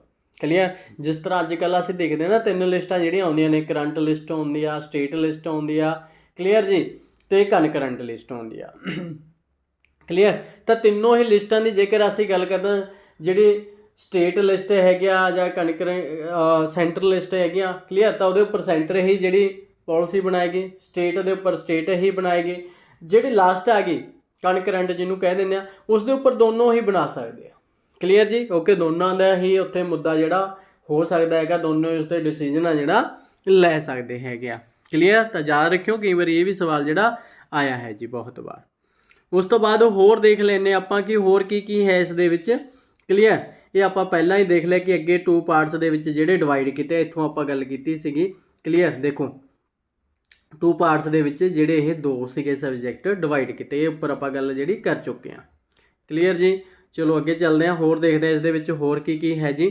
ਕਲੀਅਰ, ਤਾਂ ਇਹ ਵੀ ਗੱਲ ਆਪਣੀ ਉੱਪਰ ਜਿਹੜੀ ਹੋ ਚੁੱਕੀ ਹੈਗੀ ਆ ਸਾਰੀ ਸਾਰੀ। ਕਲੀਅਰ, ਇਹ ਵੀ ਦੇਖ ਲਈ ਆਪਾਂ ਜਿਹੜੀ ਪਾਵਰ ਹੈਗੀ ਆ ਗਵਰਨਰ ਵਗੈਰਾ ਨੂੰ ਜਿਹੜੀ ਦਿੱਤੀ ਗਿਆ ਕਿ ਕਿਹੜੇ ਸਬਜੈਕਟ ਦੀ ਪਾਵਰ ਕਿਸ ਨੂੰ ਆ ਜਿਹੜੀ ਦਿੱਤੀ ਗਈ ਹੈ, ਜਿਹੜੀ ਅੱਗੇ 2 ਪਾਰਟਸ ਦੇ ਵਿੱਚ ਡਿਵਾਈਡ ਸੀਗੇ। ਕਲੀਅਰ ਜੀ, ਹੋਰ ਦੇਖ ਲੈਂਦੇ ਹਾਂ ਹੋਰ ਇਸ ਦੇ ਵਿੱਚ ਕੀ ਹੈ। ਇੱਥੇ ਕੀ ਸੀਗਾ, ਡਿਊਲ ਸਿਸਟਮ ਸਾਨੂੰ ਦੇਖਣ ਨੂੰ ਮਿਲਦਾ ਹੈਗਾ, ਜਿਹਨੂੰ ਡਿਊਲ ਸਕੀਮ ਕਿਹਾ ਜਾਂਦਾ ਹੈਗਾ ਨਾ। ਡਿਊਲ ਸਕੀਮ ਕੀ ਸੀਗਾ, ਡਸਚੀ ਸੀ ਕਿਹਾ ਜਾਂਦਾ ਹੈਗਾ ਇਸ ਨੂੰ। ਕਲੀਅਰ, ਇਹ ਗ੍ਰੀਕ ਦਾ ਸ਼ਬਦ ਹੈਗਾ ਜਿਸ ਦਾ ਮਤਲਬ ਹੁੰਦਾ ਹੈਗਾ ਡਿਊਲ ਰੂਲ। ਕਲੀਅਰ, ਮਤਲਬ ਕਿ 2 ਤਰ੍ਹਾਂ ਦਾ ਜਿਹੜਾ ਰੂਲ ਹੈਗਾ, ਉੱਥੇ ਸਾਨੂੰ ਦੋਹਰਾ ਰਾਜ ਆ ਜਿਹੜਾ ਦੇਖਣ ਨੂੰ ਉਹ ਮਿਲਦਾ ਹੈਗਾ। ਤਾਂ ਪਹਿਲੀ ਵਾਰ ਇੱਥੇ ਸਾਨੂੰ ਦੇਖਣ ਨੂੰ ਜਿਹੜਾ ਮਿਲ ਰਿਹਾ ਹੈਗਾ। ਕਲੀਅਰ, ਤਾਂ ਯਾਦ ਰੱਖਿਓ ਇੱਥੇ ਕੀ ਸੀਗਾ, ਸਟੇਟ ਲੈਵਲ 'ਤੇ ਵੀ ਜਿਹੜਾ ਉਹ ਸੀਗਾ ਅਪਲਾਈ ਕਰ ਦਿੱਤਾ ਗਿਆ ਸੀਗਾ। ਕਲੀਅਰ, ਤਾਂ ਅੱਗੇ ਦੇਖਾਂਗੇ ਖਤਮ ਵੀ ਜਿਹੜਾ ਕੀਤਾ ਜਾਊਗਾ। ਕਲੀਅਰ, ਅੱਗੇ ਵੀ ਦੇਖਾਂਗੇ ਆਪਾਂ, ਇੱਥੇ ਖਤਮ ਕੀਤਾ ਜਾਊਗਾ, ਇਕੱਲਾ ਸੈਂਟਰ ਦੇ ਵਿੱਚ ਰਹਿ ਜਾਏਗਾ। ਕਲੀਅਰ ਜੀ। ਇਸ ਤੋਂ ਇਲਾਵਾ ਹੋਰ ਕੀ ਸੀਗਾ ਇੱਥੇ ਸਾਨੂੰ ਦਿਖ ਰਿਹਾ ਹੈਗਾ ਬਾਇਓਕੈਮੀਕਲ, ਕਲੀਅਰ। ਤਾਂ ਇੱਥੇ ਕੀ ਸੀਗਾ ਡਾਇਰੈਕਟ ਤੌਰ 'ਤੇ ਦੋ ਦੇ ਵਿੱਚ ਜਿਹੜਾ ਡਿਵਾਈਡ ਆ ਉਹ ਕੀਤਾ ਗਿਆ, ਮਤਲਬ ਕਿ ਟੋਟਲ ਜੇਕਰ ਅਸੀਂ ਦੇਖਦੇ ਹੈਗੇ ਆ 11 ਦੇ ਵਿੱਚੋਂ 6 ਜਿਹੜੇ ਇੱਦਾਂ ਦੇ ਹੋਣਗੇ ਜਿਨ੍ਹਾਂ ਦੇ ਵਿੱਚੋਂ ਬਾਇਓਕੈਮੀਕਲ ਜਿਹੜੇ ਵਿਧਾਨ ਸੀਗੀਆਂ ਜਾਂ ਵਿਧਾਨ ਜਿਹੜੇ ਸਮਾਂ ਸੀਗਾ ਜਿਹਨੂੰ ਪਰਿਸ਼ਦ ਅਸੀਂ ਕਹਿੰਦੇ ਉਹ ਸਾਨੂੰ ਦੇਖਣ ਨੂੰ ਮਿਲਦੀਆਂ ਨੇ, ਕਲੀਅਰ। ਤਾਂ ਯਾਦ ਰੱਖਿਓ, ਕਲੀਅਰ। ਤਾਂ ਇੱਥੇ ਅਸੀਂ ਉਹੀ ਦੇਖ ਰਹੇ ਹੈਗੇ, ਦੇਖੋ ਦੋ ਸਦਨ ਜਿਹੜੇ ਦੋ ਹਾਊਸ ਸਾਨੂੰ ਦੇਖਣ ਨੂੰ ਮਿਲਦੇ ਹੈਗੇ ਆ, ਕਲੀਅਰ। ਕਿਹੜੇ ਕਿਹੜੇ, ਜਿਵੇਂ ਅਸੀਂ upper house and lower house ਦੀ ਤਰ੍ਹਾਂ ਇਹਨਾਂ ਨੂੰ ਜਾਣਦੇ ਹੈਗੇ ਆ, ਕਲੀਅਰ। ਓਕੇ, ਜਿਸ ਤਰ੍ਹਾਂ ਅੱਜ ਕੱਲ੍ਹ ਵੀ ਅਸੀਂ ਗੱਲ ਕਰਦੇ ਹਾਂ ਨਾ ਲੋਕ ਸਭਾ and Raj Sabha the, clear. ਤਾਂ ਉਸ ਤਰ੍ਹਾਂ ਦਾ ਇੱਥੇ ਵੀ ਸਾਨੂੰ ਸਿਸਟਮ ਆ ਜਿਹੜਾ ਦੇਖਣ ਨੂੰ ਉਹ ਮਿਲਦਾ ਹੈ, ਕਲੀਅਰ। ਹੋਰ ਦੇਖਦੇ ਹੈਗੇ ਆ, ਹੋਰ ਕੀ ਹੈਗਾ ਗਾ ਜਿਹੜੇ ਪਹਿਲਾਂ ਇੱਥੇ ਮੈਂਬਰ ਸੀਗੇ, ਕਲੀਅਰ। ਦੇਖੋ ਇਹਦੇ ਨਾਲ ਜਿਹੜੇ ਵਾਇਸਰਾਏ ਦੇ ਆਪਾਂ ਦੇਖਿਆ ਸੀ ਨਾ ਉੱਪਰ ਇੱਕ ਮੈਂਬਰ ਇਨਵੋਲਵ ਹੋਇਆ ਸੀਗਾ, ਕਿਹੜਾ ਮੈਂਬਰ ਸੀ ਦੱਸੋ, ਕਮੈਂਟ ਦੇ ਵਿੱਚ ਦੱਸੋ ਕਿਹੜਾ ਮੈਂਬਰ ਸੀਗਾ। ਤਾਂ ਇੱਥੇ ਵਾਇਸਰਾਏ ਦੇ ਨਾਲ ਜਿਹੜੀ ਕੌਂਸਲ ਆਫ ਸੀਗੀ, ਜਿਹੜੀ ਕੌਂਸਲ ਹੈਗੀ ਆ, ਤਾਂ ਉਸ ਕੌਂਸਲ ਦੇ ਵਿੱਚ ਕੀ ਹੈਗਾ ਹੁਣ 3 ਇੰਡੀਅਨ, ਕਲੀਅਰ। 6 ਦੇ ਵਿੱਚੋਂ ਕੀ ਹੈਗਾ 3 ਜਿਹੜੇ ਇੰਡੀਅਨ ਉਸ ਦੇ ਵਿੱਚ ਸ਼ਾਮਲ ਹੋਣਗੇ। ਦੇਖੋ ਪਹਿਲਾਂ ਇੱਕ ਸੀਗਾ, ਇੱਕ ਕੌਣ ਸੀਗਾ ਜ਼ਰੂਰ ਦੱਸੋ। ਇਸ ਤੋਂ ਇਲਾਵਾ ਵੀ ਕਿਹੜੇ ਹੈਗੇ ਆ 2 ਇੰਡੀਅਨ ਹੋਰ ਇਨਵੋਲਵ ਕਰ ਦਿੱਤੇ ਗਏ। ਦੇਖੋ ਮਤਲਬ ਕੀ ਹੈਗਾ ਇੰਡੀਅਨ ਨੂੰ ਹੋਰ ਜ਼ਿਆਦਾ ਐਡ ਆ ਜਿਹੜਾ ਇਹਦੇ ਵਿੱਚ ਕਰ ਦਿੱਤਾ ਗਿਆ, ਕਲੀਅਰ। ਓਕੇ, ਤਾਂ ਯਾਦ ਰੱਖਿਓ ਇਹ ਸਵਾਲ ਵੀ ਜਿਹੜੇ ਕਈ ਵਾਰੀ ਬਣ ਜਾਂਦੇ ਹੈਗੇ ਆ। ਹੋਰ ਦੇਖ ਲੈਂਦੇ ਇੱਥੇ ਹੋਰ ਕੀ ਸੀ, ਕਿਉਂਕਿ ਇਹ ਐਕਟ ਤੋਂ ਲੈ ਕੇ ਬਹੁਤ ਸਵਾਲ ਆਉਂਦੇ ਆ। ਤਾਂ ਇੱਥੇ ਕੀ ਸੀਗਾ ਅਲੱਗ ਤੋਂ ਅਸੀਂ ਦੇਖ ਰਹੇ ਹੈਗੇ, ਇੱਥੇ ਕੀ ਸੀਗਾ ਜਿਸ ਤਰ੍ਹਾਂ 1909 ਦੇ ਐਕਟ ਦੇ ਵਿੱਚ ਕੀ ਸੀਗਾ ਜਿਹੜਾ ਮੁਸਲਿਮ ਨੂੰ ਰਾਈਟ ਦਿੱਤੇ ਗਏ ਸੀ ਵੋਟ ਦੇ, ਤਾਂ ਇੱਥੇ ਕੀ ਦੇਖਣ ਨੂੰ ਮਿਲਦਾ ਸਿੱਖ ਨੂੰ, ਕ੍ਰਿਸਚਨ ਨੂੰ, ਐਂਗਲੋ ਇੰਡੀਅਨ ਨੂੰ ਤੇ ਯੂਰਪ ਨੂੰ, ਜਿਹੜੇ ਯੂਰਪ ਦੇ ਸੀਗੇ ਕੁਝ, ਕਲੀਅਰ।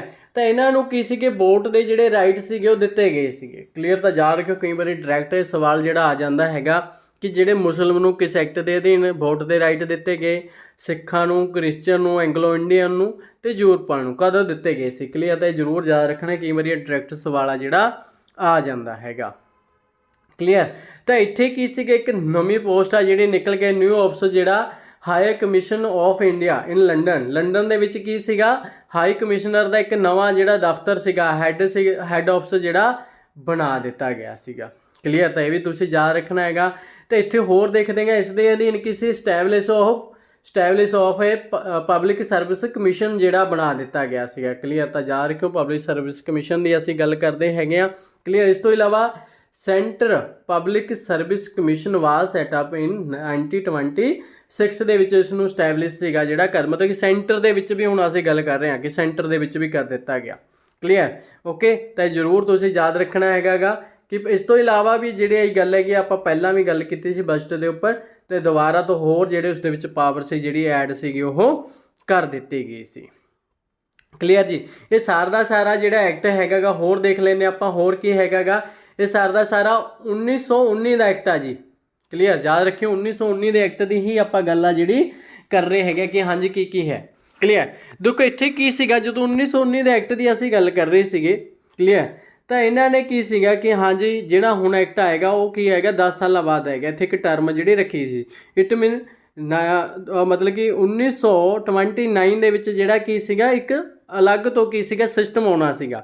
ਪਰ ਇੱਥੇ ਕੀ ਸੀਗਾ ਪਹਿਲਾਂ ਹੀ ਕੀ ਸੀਗਾ ਸਾਈਮਨ ਕਮਿਸ਼ਨ ਨੂੰ ਇੱਥੇ ਭੇਜਿਆ ਗਿਆ ਕਿਉਂਕਿ ਇਲੈਕਸ਼ਨ ਦਾ ਟਾਈਮ ਸੀ, ਇਸ ਕਰਕੇ 2 ਸਾਲ ਰਹਿੰਦੇ ਹੀ ਪਹਿਲਾਂ ਹੀ ਕੀ ਸੀਗਾ ਸਾਈਮਨ ਨੂੰ ਭੇਜਿਆ ਗਿਆ। ਕਿਸ ਦੇ ਵਾਸਤੇ? ਇੱਕ ਤਾਂ ਇਹ ਦੇਖਣਾ ਸੀਗਾ ਕਿ ਜਿਹੜਾ ਇਹ ਐਕਟ ਜਿਹੜਾ ਪਾਸ ਹੋਇਆ ਸੀ 1919 ਦਾ ਕਿ ਉਹ ਕਿੰਨਾ ਕੁ ਜ਼ਿਆਦਾ ਉਹ ਕਾਮਯਾਬ ਹੋਇਆ, ਕਿੰਨੇ ਕੁ ਜਿਹੜੇ ਇੰਡੀਅਨ ਉਸ ਦੇ ਨਾਲ ਖੁਸ਼ ਨੇ, ਕਲੀਅਰ, ਉਹ ਦੇਖਿਆ ਜਾਵੇ।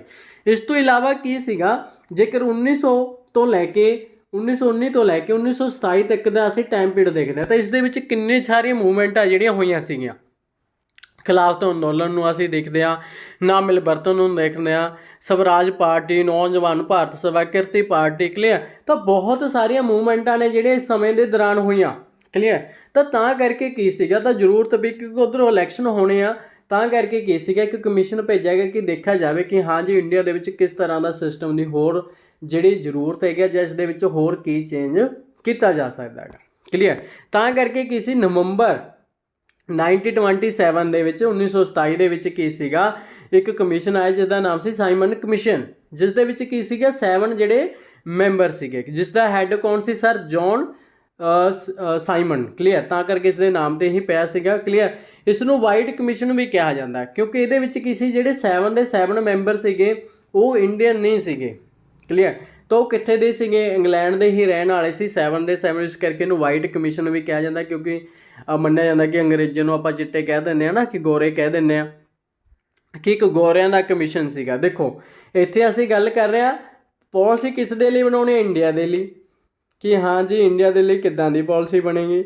ਤਾਂ ਜਿਹੜੇ ਇੰਡੀਆ 'ਚ ਲੋਕ ਰਹਿ ਰਹੇ ਉਹਨਾਂ ਨੂੰ ਇਨਵੋਲਵ ਹੀ ਨਹੀਂ ਕੀਤਾ ਗਿਆ ਕਿ ਹਾਂ ਜੀ ਸਾਨੂੰ ਕਿੱਦਾਂ ਦੀ ਸਿਸਟਮ ਚਾਹੀਦਾ ਹੈਗਾ, ਕਿੱਦਾਂ ਦੇ ਵਿੱਚ ਅਸੀਂ ਖੁਸ਼ ਹੈ ਜਾਂ ਨਾ। ਉਹਨਾਂ ਦੀ ਇਨਵੋਲਵਮੈਂਟ ਇਹਦੇ ਵਿੱਚ ਨਹੀਂ ਹੈਗੀ। ਡਾਇਰੈਕਟ ਕੀ ਹੈਗਾ, 7 ਬੰਦੇ ਉੱਪਰੋਂ ਲਿਆ ਕੇ ਕੀ ਹੈਗਾ ਅਲੱਗ ਤੋਂ ਪੋਲਿਸੀ ਬਣਾ ਰਹੇ ਆ। ਤਾਂ ਕਰਕੇ ਕਿਤੇ ਨਾ ਕਿਤੇ ਗਲਤ ਸੀਗਾ, ਜਿਸ ਕਰਕੇ ਕੀ ਸੀਗਾ ਹਰ ਜਗ੍ਹਾ 'ਤੇ ਇਸ ਦਾ ਕੀ ਸੀਗਾ ਬਾਈਕਾਟ ਸੀਗਾ ਜਿਹੜਾ ਕੀਤਾ ਗਿਆ ਸੀ। Clear, go back to Simon. Clear. ਤਾਂ ਕਿੰਨੇ ਜ਼ਿਆਦਾ ਸਾਨੂੰ ਇੱਥੇ ਹੀ ਅਸੀਂ ਦੇਖਦੇ ਹਾਂ ਲਾਹੌਰ ਦੇ ਵਿੱਚ ਜਦੋਂ ਲਾਠੀ ਚਾਰਜ ਹੁੰਦਾ, ਲਾਲਾ ਲਾਜਪਤ ਰਾਏ ਜੀ ਇਸ ਦੇ ਵਿੱਚ ਐਕਸਪਾਇਰ ਹੋ ਜਾਂਦੇ ਆ, ਜਿਸ ਦਾ ਬਦਲਾ ਸ਼ਹੀਦ ਭਗਤ ਸਿੰਘ ਲੈਂਦਾ ਨਾ। ਤਾਂ ਉਹ ਸਾਰੀ ਚੀਜ਼ ਆ ਜਿਹੜੀ ਆਪਾਂ ਦੇਖਾਂਗੇ ਜਦੋਂ ਆਪਾਂ ਹਿਸਟਰੀ ਪੜ੍ਹਾਂਗੇ। ਕਲੀਅਰ। ਫਿਲਹਾਲ ਇੰਨਾ ਜ਼ਰੂਰ ਯਾਦ ਰੱਖਿਓ ਕਿ ਸਾਈਮਨ ਕਮਿਸ਼ਨ ਆਇਆ ਕਿਉਂ ਸੀਗਾ, ਇਹ ਸਾਨੂੰ ਜ਼ਰੂਰ ਪਤਾ ਹੋਣਾ ਚਾਹੀਦਾ। ਕਲੀਅਰ ਜੀ। ਹੋਰ ਦੇਖ ਲੈਂਦੇ ਹਾਂ ਕਿ ਹੋਰ ਕੀ ਹੋ ਰਿਹਾ ਹੈ। ਸਾਰੀਆਂ ਜਿਹੜੀਆਂ ਘਟਨਾਵਾਂ ਨੇ 1919 ਦੇ ਐਕਟ ਕਰਕੇ ਹੀ ਹੋ ਰਹੀਆਂ ਨੇ। ਕਲੀਅਰ। ਕਿਉਂ ਕਿੱਦਾਂ ਹੈ, ਠੀਕ ਹੈ ਜਾਂ ਨਾ। ਅਤੇ ਇਸ ਦੀ ਸਿਫਾਰਸ਼ 'ਤੇ ਹੀ ਜੇਕਰ ਅਸੀਂ ਗੱਲ ਕਰੀਏ, ਇਸ ਨੇ ਸਿਫਾਰਸ਼ ਕੀਤੀ ਕਿਸ ਨੇ, ਸਾਈਮਨ ਕਮਿਸ਼ਨ ਨੇ। ਕਲੀਅਰ। ਕਿ ਇੰਡੀਆ ਦੇ ਵਿੱਚ ਕੀ ਹੈਗਾ ਕਿ ਸਾਨੂੰ ਨਹੀਂ ਪਤਾ ਕਿੱਦਾਂ ਦਾ, ਪਰ ਤੁਸੀਂ ਕਰੋ ਇੰਡੀਆ ਦੇ ਵਿੱਚ ਕੀ ਹੈਗਾ, ਇੰਡੀਆ ਨੂੰ ਕੀ ਕਰੋ ਗੋਲ ਮੇਜ਼ ਕਾਨਫਰੰਸ, ਜਿਹਨੂੰ ਅਸੀਂ ਰਾਉਂਡ ਟੇਬਲ ਕਾਨਫਰੰਸ ਕਹਿੰਦੇ ਹੈਗੇ ਆ, ਜਾਂ 3 ਜਿਹੜੀਆਂ ਹੋਈਆਂ ਸੀਗੀਆਂ। ਕਲੀਅਰ।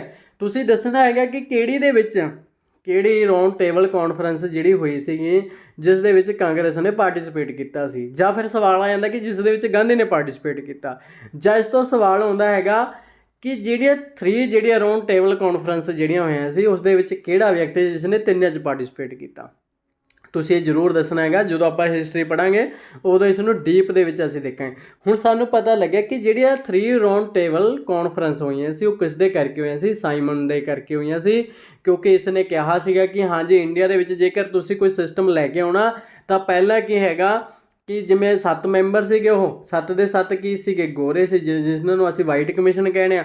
ਤਾਂ ਉਹਨਾਂ ਨੇ ਕਿਹਾ ਕਿ ਤੁਸੀਂ ਇੰਡੀਆ ਦੇ ਜਿਹੜੇ ਵੀ ਉੱਥੇ ਦੀਆਂ ਪਾਰਟੀਆਂ ਨੇ ਉਹਨਾਂ ਦੇ ਜਿਹੜੇ ਮੈਂਬਰ ਹੈਗੇ ਆ ਉਹਨਾਂ ਨੂੰ ਇੰਗਲੈਂਡ ਬੁਲਾਓ, ਲੰਡਨ ਦੇ ਵਿੱਚ ਬੁਲਾਓ, ਅਤੇ ਇੱਥੇ ਉਹਨਾਂ ਤੋਂ ਪਤਾ ਕਰੋ ਕਿ ਹਾਂਜੀ ਉਹ ਕੀ ਚਾਹੁੰਦੇ ਆ। ਕਲੀਅਰ। ਤਾਂ ਕਰਕੇ ਕੀ ਸੀਗਾ ਇੱਥੇ ਸਾਨੂੰ ਦੇਖਣ ਨੂੰ ਜਿਹੜਾ ਮਿਲਦਾ ਹੈਗਾ। ਕਲੀਅਰ। ਤਾਂ ਇਹ ਜ਼ਰੂਰ ਯਾਦ ਰੱਖਣਾ ਹੈਗਾ, ਕਈ ਵਾਰੀ ਤੁਹਾਨੂੰ ਆ ਜਾਂਦਾ ਹੈਗਾ ਕਿਸ ਦੀ ਸਿਫਾਰਸ਼ 'ਤੇ ਸੀਗਾ। ਤਾਂ ਇਸੇ ਦੇ ਵਿੱਚੋਂ ਹੀ ਅਸੀਂ ਦੇਖਦੇ ਹਾਂ ਜਦੋਂ 3rd ਜਿਹੜੀ ਰਾਉਂਡ ਟੇਬਲ ਕਾਨਫਰੰਸ ਜਿਹੜੀ ਹੁੰਦੀ ਹੈਗੀ ਆ, ਜਿਸ ਦੇ ਵਿੱਚ ਕੁਝ ਕੁ ਇੰਡੀਆ ਦੀ ਪਾਰਟੀਆਂ ਜਿਹੜੀਆਂ ਜਾਂਦੀਆਂ ਨੇ, ਕਾਂਗਰਸ ਉਹਦੇ ਵਿੱਚ ਪਾਰਟੀਸਪੇਟ ਨਹੀਂ ਕਰਦੀ, ਤਾਂ ਉੱਥੇ ਹੀ ਇੱਕ ਐਕਟ ਦੀ ਜਿਹੜੀ ਪਾਸ ਕਰ ਦਿੱਤਾ ਜਾਂਦਾ ਹੈਗਾ ਜਿਹਦੇ ਬਾਰੇ ਜਿਹੜੀ ਗੱਲ ਕੀਤੀ ਜਾਂਦੀ ਹੈ 1935 ਦੇ ਐਕਟ ਦੇ ਬਾਰੇ। ਕਲੀਅਰ। ਤਾਂ ਯਾਦ ਰੱਖੋ, ਕਈ ਵਾਰੀ ਇਹ ਵੀ ਆ ਜਾਂਦਾ ਕਿ 1935 ਦੇ ਐਕਟ ਨੂੰ ਕਿਹੜੇ ਐਕਟ ਦੇ ਵਿੱਚ ਦੀ ਗੱਲ ਕੀਤੀ ਗਈ ਸੀ। ਤਾਂ ਯਾਦ ਰੱਖੋ ਰਾਉਂਡ ਟੇਬਲ ਜਿਹੜੀ ਤੀਸਰੀ ਸੀ ਉਸ ਦੇ ਵਿੱਚ ਉਸ ਦੀ ਮਨਜ਼ੂਰੀ ਸੀ ਜਿਹੜੀ ਦਿੱਤੀ ਗਈ ਸੀ। ਕਲੀਅਰ। ਕਿ ਉਸ ਦੇ ਬਾਰੇ ਚਰਚਾ ਜਿਹੜੀ ਉਸ ਦੇ ਵਿੱਚ ਕੀਤੇ, ਮਤਲਬ ਕਿ ਡਿਸਕਸ਼ਨ ਸੀ ਜਿਹੜੀ ਉਸ ਦੇ ਵਿੱਚ ਹੀ ਹੋ ਰਹੀ ਸੀ, ਤੀਸਰੀ ਜਿਹੜੀ ਰਾਉਂਡ ਟੇਬਲ ਕਾਨਫਰੰਸ ਹੋ ਰਹੀ ਸੀਗੀ। ਕਲੀਅਰ ਜੀ।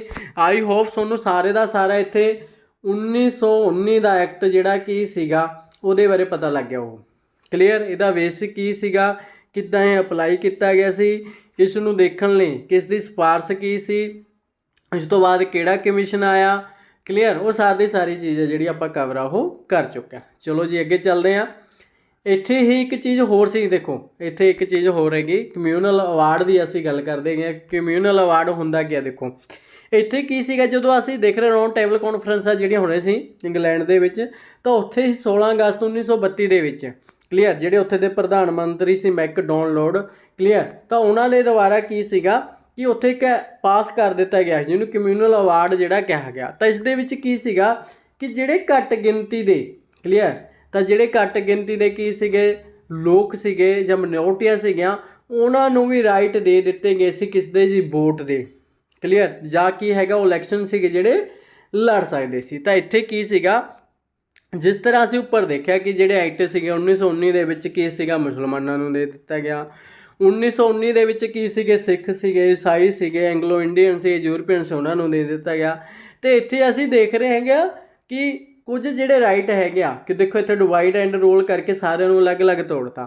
ਹੁਣ ਕੀ ਸੀਗਾ ਕਿ ਜਿਹੜੇ ਹਿੰਦੂ ਹੈਗੇ ਆ, ਹਿੰਦੂਆਂ ਨੂੰ ਵੀ ਆਪਸ ਦੇ ਵਿੱਚ ਡਿਵਾਈਡ ਕਰਨ ਦੀ ਜਿਹੜੀ ਪਾਲਿਸੀ ਇੱਥੇ ਦੇਖੀ ਜਾ ਰਹੀ ਹੈਗੀ ਆ। ਕਲੀਅਰ। ਜਿਹੜੇ ਹਿੰਦੂਆਂ ਦੇ ਵਿੱਚ ਕਿ ਜਿਹੜੀਆਂ ਦੂਸਰਿਆਂ ਜਿਹਨੂੰ ਸ਼ਡਿਊਲ ਕਾਸਟ ਵਾਲੇ ਆਪਾਂ ਕਹਿ ਦਿੰਦੇ ਹਾਂ ਦੱਬੇ ਕੁਚਲੇ ਸ਼ਡਿਊਲ ਕਾਸਟਾਂ ਨੂੰ ਵੀ ਅਲੱਗ ਤੋਂ ਜਿਹੜੇ ਰਾਈਟ ਸੀਗੇ ਉਹ ਦੇਣ ਦੀ ਗੱਲ ਸੀ ਜਿਹੜੀ ਕੀਤੀ ਗਈ ਸੀ। ਜਦੋਂ ਇਹ ਸਾਰੀ ਗੱਲ ਜਿਹੜੀ ਹੋ ਰਹੀ ਸੀਗੀ ਤਾਂ ਆਪਾਂ ਦੇਖਦੇ ਹੈਗੇ ਆ ਕਿ ਜਦੋਂ ਮਹਾਤਮਾ ਗਾਂਧੀ ਜਿਹੜੇ ਉਸ ਸਮੇਂ ਜੇਲ੍ਹ ਦੇ ਵਿੱਚ ਸੀਗੇ ਤਾਂ ਉਹ ਮਰਨ ਵਰਤ ਦੇ ਚਲੇ ਜਾਂਦੇ ਹੈਗੇ ਆ।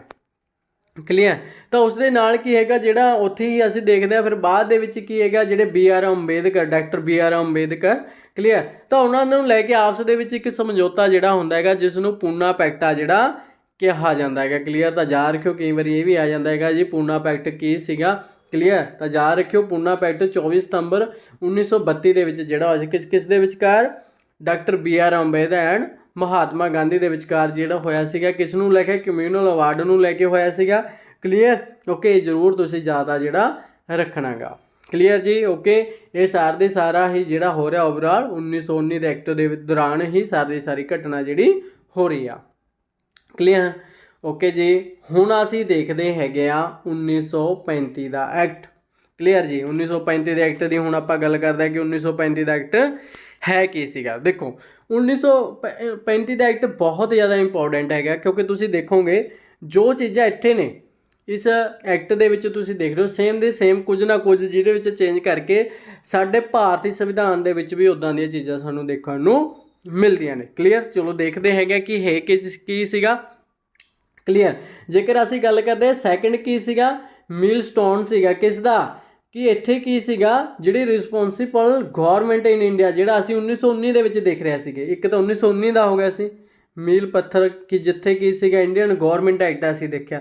ਸੈਕਿੰਡ ਕਿਹੜਾ ਹੋ ਗਿਆ ਜੀ 1935 ਦਾ ਐਕਟ। ਇਹ ਤੁਸੀਂ ਜ਼ਰੂਰ ਯਾਦ ਰੱਖਣਾ। ਪਹਿਲਾ ਕਿਹੜਾ ਸੀ 1919 ਦਾ ਐਕਟ ਸੀਗਾ ਜਿਸ ਦੇ ਵਿੱਚ ਕੀ ਸੀਗਾ 321 ਸੈਸ਼ਨ ਸੀਗੇ ਧਰਾਵਾਂ ਜਿਹਨੂੰ ਕਹਿ ਦਿੰਦੇ ਤੇ 10 ਸ਼ਡਿਊਲ ਸੀਗੇ ਜਿਹਨੂੰ ਅਨੁਸੂਚੀਆਂ ਜਿਹੜਾ ਕਿਹਾ ਜਾਂਦਾ। ਦੇਖੋ ਇੰਨੇ ਹੀ ਅਸੀਂ ਦੇਖਦੇ ਹਾਂ ਪਾਠ ਸਾਡੇ ਸ਼ਡਿਊਲ ਜਿਹੜੇ ਸੀਗੇ ਉਹ ਵੀ ਅਸੀਂ ਦੇਖਦੇ ਹਾਂ ਸਾਡੇ ਸੰਵਿਧਾਨ ਦੇ ਵਿੱਚ ਹੈਗੇ ਤਾਂ ਤਕਰੀਬਨ ਉਹੀ ਚੀਜ਼ ਤੁਹਾਨੂੰ ਇੱਥੇ ਦੇਖਣ ਨੂੰ ਜਿਹੜੀ ਮਿਲ ਰਹੀ ਆ। ਉਸ ਤੋਂ ਬਾਅਦ ਇਸ ਦੇ ਫੀਚਰ ਦੇਖ ਲੈਂਦੇ ਹਾਂ ਕਿ ਫੀਚਰ ਹੈ ਕੀ ਸੀਗੇ ਇਸ ਦੇ। ਕਲੀਅਰ। ਜੇਕਰ ਫੀਚਰ ਦੀ ਗੱਲ ਕਰਦੇ ਹੈਗੇ ਆ ਤਾਂ ਕਰਕੇ ਇੱਥੇ ਕੀ ਸੀਗਾ ਕਿ ਹਰ ਇੱਕ ਜਿਹੜੇ ਅਸੀਂ ਗੱਲ ਕਰਦੇ ਹੈਗੇ ਆ ਪ੍ਰਿੰਸੀ ਸਟੇਟ ਵਗੈਰਾ ਨੂੰ ਠੀਕ ਆ ਸਾਰਿਆਂ ਨੂੰ ਕੀ ਸੀਗਾ ਇਨਵੋਲਵ ਕਰ ਲਿਆ ਗਿਆ ਸੀਗਾ। ਪ੍ਰਿੰਸੀ ਸਟੇਟ ਕਿਹੜੇ ਹੁੰਦੇ ਹੈਗੇ ਜਿਸ ਨੂੰ ਅਸੀਂ ਰਿਆਸਤਾਂ ਕਹਿ ਦਿੰਦੇ ਹਾਂ ਜਾਂ ਜਿਹੜੇ ਰਾਜੇ ਹੁੰਦੇ ਸੀਗੇ ਰਿਆਸਤਾਂ ਦੇ ਠੀਕ ਆ ਉਹਨਾਂ ਨੂੰ ਪ੍ਰਿੰਸੀ ਸਟੇਟ ਸੀਗਾ ਜਿਹੜਾ ਕਿਹਾ ਜਾਂਦਾ ਹੈ। ਤਾਂ ਕਰਕੇ ਉਹਨਾਂ ਨੂੰ ਆਲ ਇੰਡੀਆ ਫੈਡਰੇਸ਼ਨ ਦੇ ਵਿੱਚ ਕੀ ਸੀਗਾ ਸ਼ਾਮਲ ਜਿਹੜਾ ਕਰ ਲਿਆ ਗਿਆ ਮਤਲਬ ਕਿ ਕਰ ਲਿਆ ਗਿਆ। ਇੱਥੇ ਤੱਕ ਆਪਾਂ ਦੇਖ ਰਹੇ ਹੈਗੇ ਆ ਫੈਡਰਲ ਸਿਸਟਮ ਆ ਜਿਹੜਾ ਬਣਾਇਆ ਜਾ ਰਿਹਾ। ਫੈਡਰਲ ਸਿਸਟਮ ਕੀ ਹੁੰਦਾ ਹੈਗਾ ਕਿ ਸਾਰੇ ਜਿਵੇਂ ਸਟੇਟ ਨੇ ਉਹਨਾਂ ਨੂੰ ਕੀ ਕਰ ਲਿਆ ਜਾ ਰਿਹਾ ਹੈਗਾ ਇਕੱਠਾ ਕੀਤਾ ਜਾ ਰਿਹਾ ਹੈਗਾ। ਤਾਂ ਉਹ ਚੀਜ਼ ਸਾਨੂੰ ਇੱਥੇ ਦੇਖਣ ਨੂੰ ਮਿਲੀ। ਉਸ ਤੋਂ ਇਲਾਵਾ ਜਿਹੜੀ ਪਾਵਰ ਸੀ ਉਸ ਨੂੰ ਡਿਵਾਈਡ ਕਰ ਦਿੱਤਾ ਗਿਆ ਕਿਸ ਨੂੰ ਕਿਹੜੀ ਪਾਵਰ ਜਿਹੜੀ ਸੈਂਟਰ ਤੇ ਅਸੀਂ ਪ੍ਰੋਵਿੰਸ਼ਲ ਦੇ ਵਿਚਕਾਰ ਮਤਲਬ ਕਿ ਸਟੇਟ ਦੇ ਵਿਚਕਾਰ ਦੇਖੇ ਸੀ ਉਹਨਾਂ ਨੂੰ ਕੀ ਸੀ ਡਿਵਾਈਡ ਕਰ ਦਿੱਤਾ ਗਿਆ ਜਿੱਥੇ ਕੀ ਹੈਗੇ 3 ਲਿਸਟਾਂ ਸਾਨੂੰ ਦਿਖਦੀਆਂ ਨੇ। ਦੇਖੋ ਹੁਣ 3 ਲਿਸਟਾਂ ਦੀ ਮੈਂ ਗੱਲ ਕਰ ਰਿਹਾ ਹੈਗਾ ਜਿਸ ਤਰ੍ਹਾਂ ਆਪਾਂ ਹੁਣ ਕੀਤੇ ਦੇਖੋ ਇੱਥੇ ਹੈਗੀ ਫੈਡਰਲ ਲਿਸਟ ਉੱਥੇ ਅਸੀਂ ਸੈਂਟਰ ਲਿਸਟ ਪੜ੍ਹਦੇ ਹਾਂ ਯੂਨੀਅਨ ਲਿਸਟ ਕਹਿ ਦਿੰਦੇ ਹਾਂ ਨਾ। ਉਸ ਤੋਂ ਬਾਅਦ ਇਹ ਪ੍ਰੋਵਿੰਸ ਲਿਸਟ ਜਿੱਥੇ ਅਸੀਂ ਸਟੇਟ ਲਿਸਟ ਦੀ ਗੱਲ ਕਰਦੇ ਹੈਗੇ ਆ। ਕਰੰਟ ਲਿਸਟ ਅਸੀਂ ਉਹਦੇ ਵਿੱਚ ਵੀ ਦੇਖ ਰਹੇ ਹਾਂ।